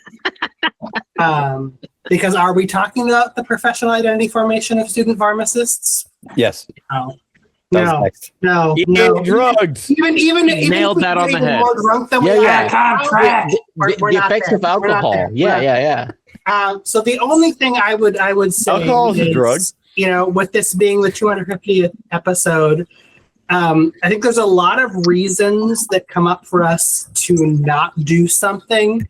And we ask ourselves, like, is this going to be successful? Is it going to be useful? Is it going to be amazing? And I think the reality that we've seen here is that even though this may not be a podcast that has made Kidder and Howard into millionaires, maybe someday, what it has done is it's brought a lot of people together. Old friends, new friends, people who know each other, don't know each other. But at the same time, like it feels like a very worthwhile endeavor that we get together and do on a regular basis. And that in itself is a gift. So instead of being so focused on like, are we going to be successful? Are we going to make money? Especially right now, I feel like in the world, it's all about connection. This is an opportunity for connection. And so the things that you do don't have to be always about what am I going to personally gain monetarily, but what am I going to gain in terms of these relationships, which are more important. And so that is what I offer. And so be it as the reading of Doc 2026 1143. I'm not quoting any scripture. Oh, I just can't hear anything. Is that different than normal? Is that different? That's the best your mic has sounded all the episode. Yeah, exactly, Kyle. Kyle's right. The tinnitus finally got me. What? Take your piece, JS. What? Why is it like this? Because it's connected to my phone. Why are you the way that you are? Oh, God damn it. What? I hate. You know why it is. You know why it is. You know why it is. You know why he can't. You know things is the way that they are is because JS hasn't found anything in the glove compartments yet. Ooh. But that's for another episode. We don't have time for that right now. We don't have time for that right now. We're already over time. 51. What's in the glove compartment is like a segment for next week. It's gonna take half the episode. JS always finds something hidden in these cars. That's what I'm saying. He's got a secret compartment for anything. And so we need to continue. As much as I would love to just cancel out everybody else's final thought because Doc hit it all on the nose with that assessment. We need to head over to Big Bada Boom for his final thought. And no more Malort, damn it. No, I'm out. It's all gone. He finished it. I finished it. No, final thoughts. I think Give us a Malort thought. A Malort thought. Oh my gosh. Episode 250. Congratulations to everyone. Really. It's definitely a milestone. Great beverages. You know. I can't. If anything, go through my headset. If anything, you know, meeting, you know, new faces. I haven't seen Steven and Nick in a while. I've seen some of the other participants in some of the previous episodes, but it's always fun to meet with you guys and enjoy, you know, a couple of beverages, a couple. And plus all the Malort shots in between. Palate cleansers, and honestly, you know, good job everyone, and you know, as you know, repeating what Curtis mentioned earlier, you know, as you know, Mark and Howard haven't made millions of views and millions of dollars on this yet, but some days it's coming. It's coming. It's on the way. No, it may not be millions of views and millions of dollars, but it has a lot of value. Yeah, it definitely For the rest of us, for sure. For the rest of us, if we teamed up with Nardello's Pizzeria in Bismarck, I hear that it would be pizza a good pizza. The URL of every receipt. What? But anyhow, it's still, you know, it's great to meet everyone. Pandering. Yes. Great to meet with everyone. And it's definitely a fun time and we definitely need to do this again. I always keep a nice fleece of Mark Kidder's blankie with me.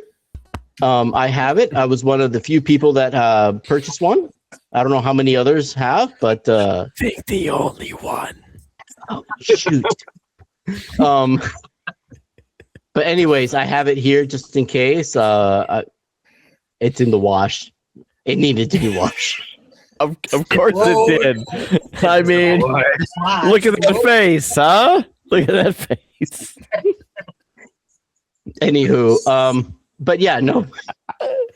It's just great to hang out with you guys. So yeah, thank you for the opportunity for inviting me in and joining you guys with this, you know, it's definitely an auspicious day. You know, it's definitely a milestone to be a part of. 250. Just so you know, we do this like every other week-ish, and so the link is there. And so if you want to grace us with your presence, you're welcome to do that, even if you have Malort on standby. Thank you very much. Show up every 50 episodes. Yeah. No, thank you, Doc. No, Mark, thank you very much. It's my colleague in all of this, the brewmaster, sometimes fails to tell me about this, so I forget. So I'm throwing him under the bus on purpose. You can put it on your calendar as an every other week reminder. Yeah, no, I have it on my calendar every other week just in case I don't forget. That's awesome. I do make sure to send you the important ones, like the yearlies and the 50s. Yes, you do. He does. But yet he doesn't bring us things to try that would actually be good. True. Well, I don't know. I don't know of his commitment to this show. No, see, I disagree because I have actually. I brought you beer tonight. I have tried the beers that he himself has made, so I disagree with that. He contributes. No. Local Geek is 100%. He's like, yeah, I made this beer, I bought this beer, I brought it back, I smuggled it across the border. Okay. Local Geek is forever in my heart and on this show.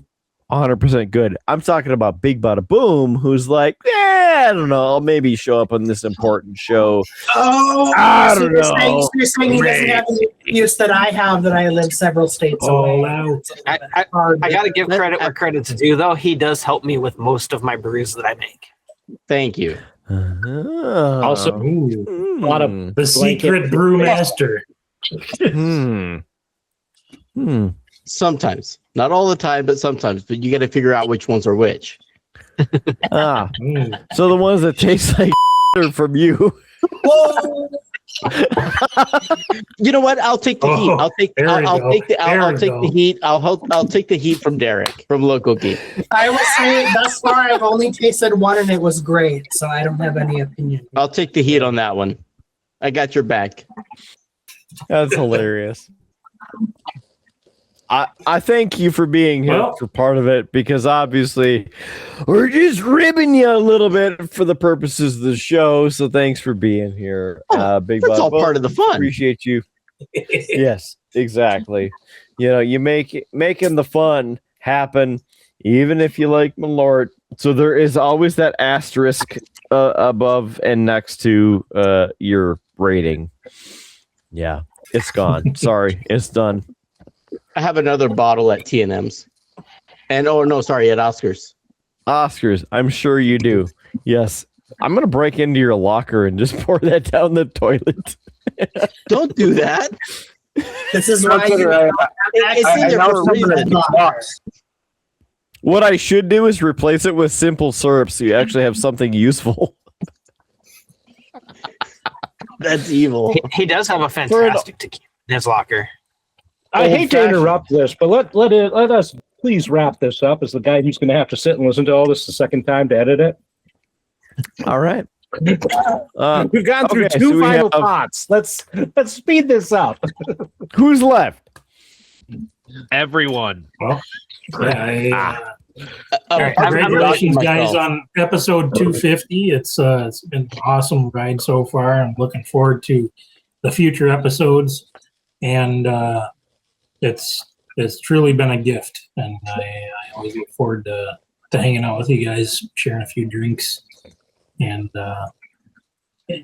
sharing the thoughts and opinions and the fun times. So, cheers to another 250. All right, I'm gonna put Nico on the spot quick for mine. Option number 1, sincere and reflective. Option number 2, witty and brand focused. Or option 3, for a rowdy finish. Rowdy. 3? All right. 250 episodes. That's a lot of beer, a little bit of blues, and a whole lot of BS. We've hit our storage milestones. We've dodged skunky brews, and we're still standing. Massive thanks to everybody who's been on the show and everybody listening. Who's buying the next round? Big Bada Boom, but I don't trust him. We'll just pair what everyone else is saying. Cheers to 250, guys. It's been a heck of a ride. That was my favorite. 250. All right. What about my hair? What? What is happening here? Oh no, my hair. I was like, I didn't even have a beanie during this episode. So no, that was I think Gemini it was is wrong. that mentioned. Wrong. All right, Godfather, you got some good wisdom to share with us tonight? No, not really. No, I just want to say, for real though, congratulations on 250. That's amazing. I wish you guys nothing but continued success and growth as you guys proceed on. I appreciate the opportunity as well to be a part of this at least 2 times now. And I hope that I could be a part of it, obviously. As time continues with further episodes, I do have a good time. I enjoy talking with you guys. You guys are a good group of people. So thank you. And again, congratulations. And I 1000% agree with what Curtis said earlier. That was a really good a really good thing to say. I mesh with that. So it's awesome. So the congrats and thank you. Appreciate it. I think Jess had some final thoughts, but he's busy stealing a Cadillac converter from his drone again from his own truck. So didn't he type his final? Somehow he's ahead. Somehow he gets ahead. Yeah. If he turns it in, scraps it, he's making money. He it's feeds fine. the machine $300 and he wins 10 back and thinks he's ahead. We're gonna make it happen. It's like gambling. You come out eventually. So for everybody on this episode, again, we appreciate you being here. JS Gunslinger, Brother Nico, for Doc, for Metallica Time, for Big Bada Boom, for Local Geek, Rude Boy Kyle, and of course my partner Howard Blues, and we can't forget about the Godfather himself. Straight from Nandello's Pizza. Got the pizzeria. The place for the pizza. I'm getting choked up. I'm still Mark Kidder. Thanks for being here for this and every episode of Beer, Blues, and BS. For another. We'll see how many episodes this actually happens.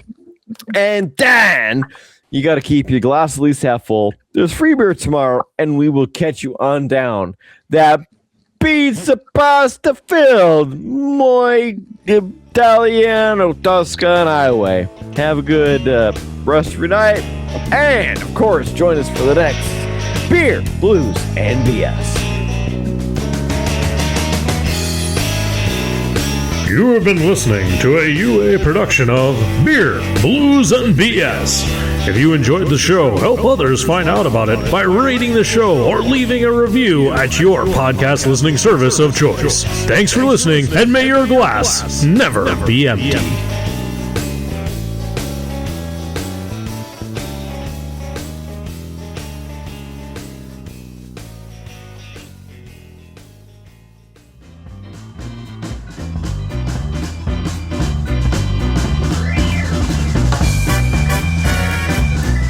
UA Productions presents A Glimpse Behind the Curtain.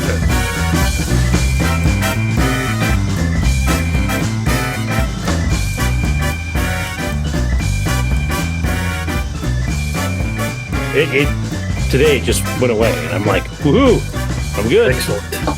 Perfect time. I can do the show. Don't want to miss it. It's 2:50. Gotta be here. Yeah.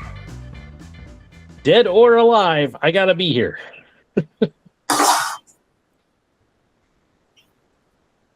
Mr. Kidder, how's it going?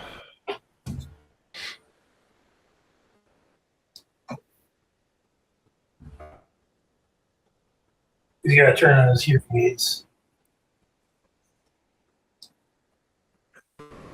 Sad to think that we're getting to be that age where hearing aids might become an actual thing for us.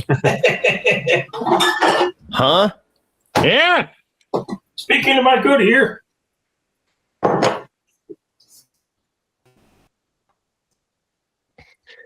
I definitely feel it, especially when Colt will say something to me and turn around and walk away mid-sentence. It's like, I can't hear you when you're walking the opposite direction and trying to talk to me.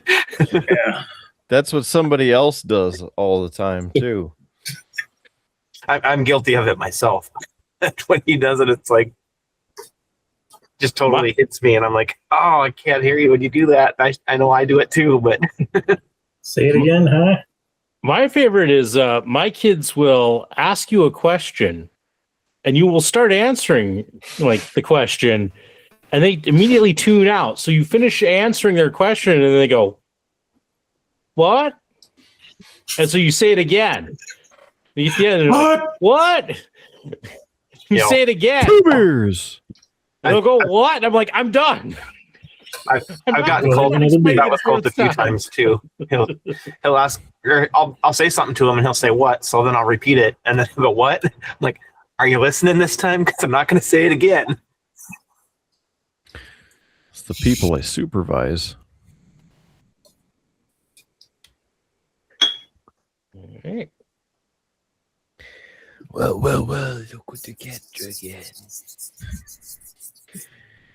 The more they keep trying to leave. Boy, they keep pulling me back. I can't even remember what name we came up for. Godfather? Tony Soprano. Soprano. Which Godfather would have been better. I'm just going to say. Well, he's muted. Yeah, it's censoring himself. How about now? There it is. Oh, there you go. Yeah, it was censoring me. It couldn't take it all. That's true. All right. Godfather action.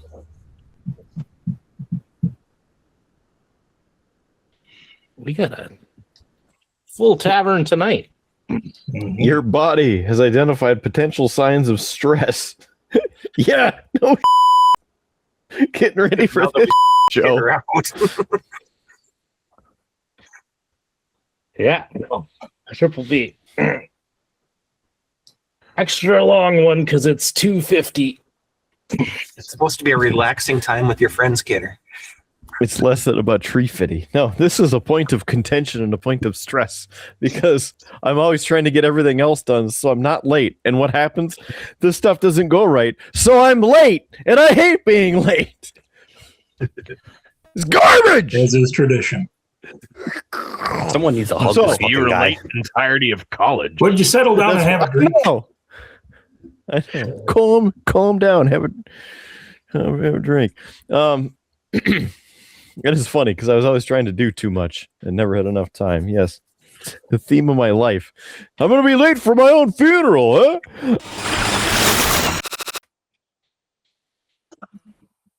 All right. That's an episode. All right. What's the next beer that we're opening? 251. Ready, set, go. 251.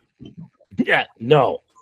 So I'm opening I this have one. another 4 bottles of whiskey over here and then beer. So who wants to go? I knew that this episode would be long. And so I've actually already recorded part episode 251. So 251's already done. When did that happen? Last week? Yeah. You talking to yourself? No, I had a co-host, and that wasn't Kidder because Kidder was working. So, yeah, because I knew I was going to lose a show on our buffer because I knew this one was going to go long and take up the whole night. So, there'll be a big announcement in that one. So, make sure you check that out. Tune in next week. I'm confused. I know Timey what it wimey is. wibbly wobbly. Here last week. Yeah, basically. Hmm. Howard does the dirty. I like it.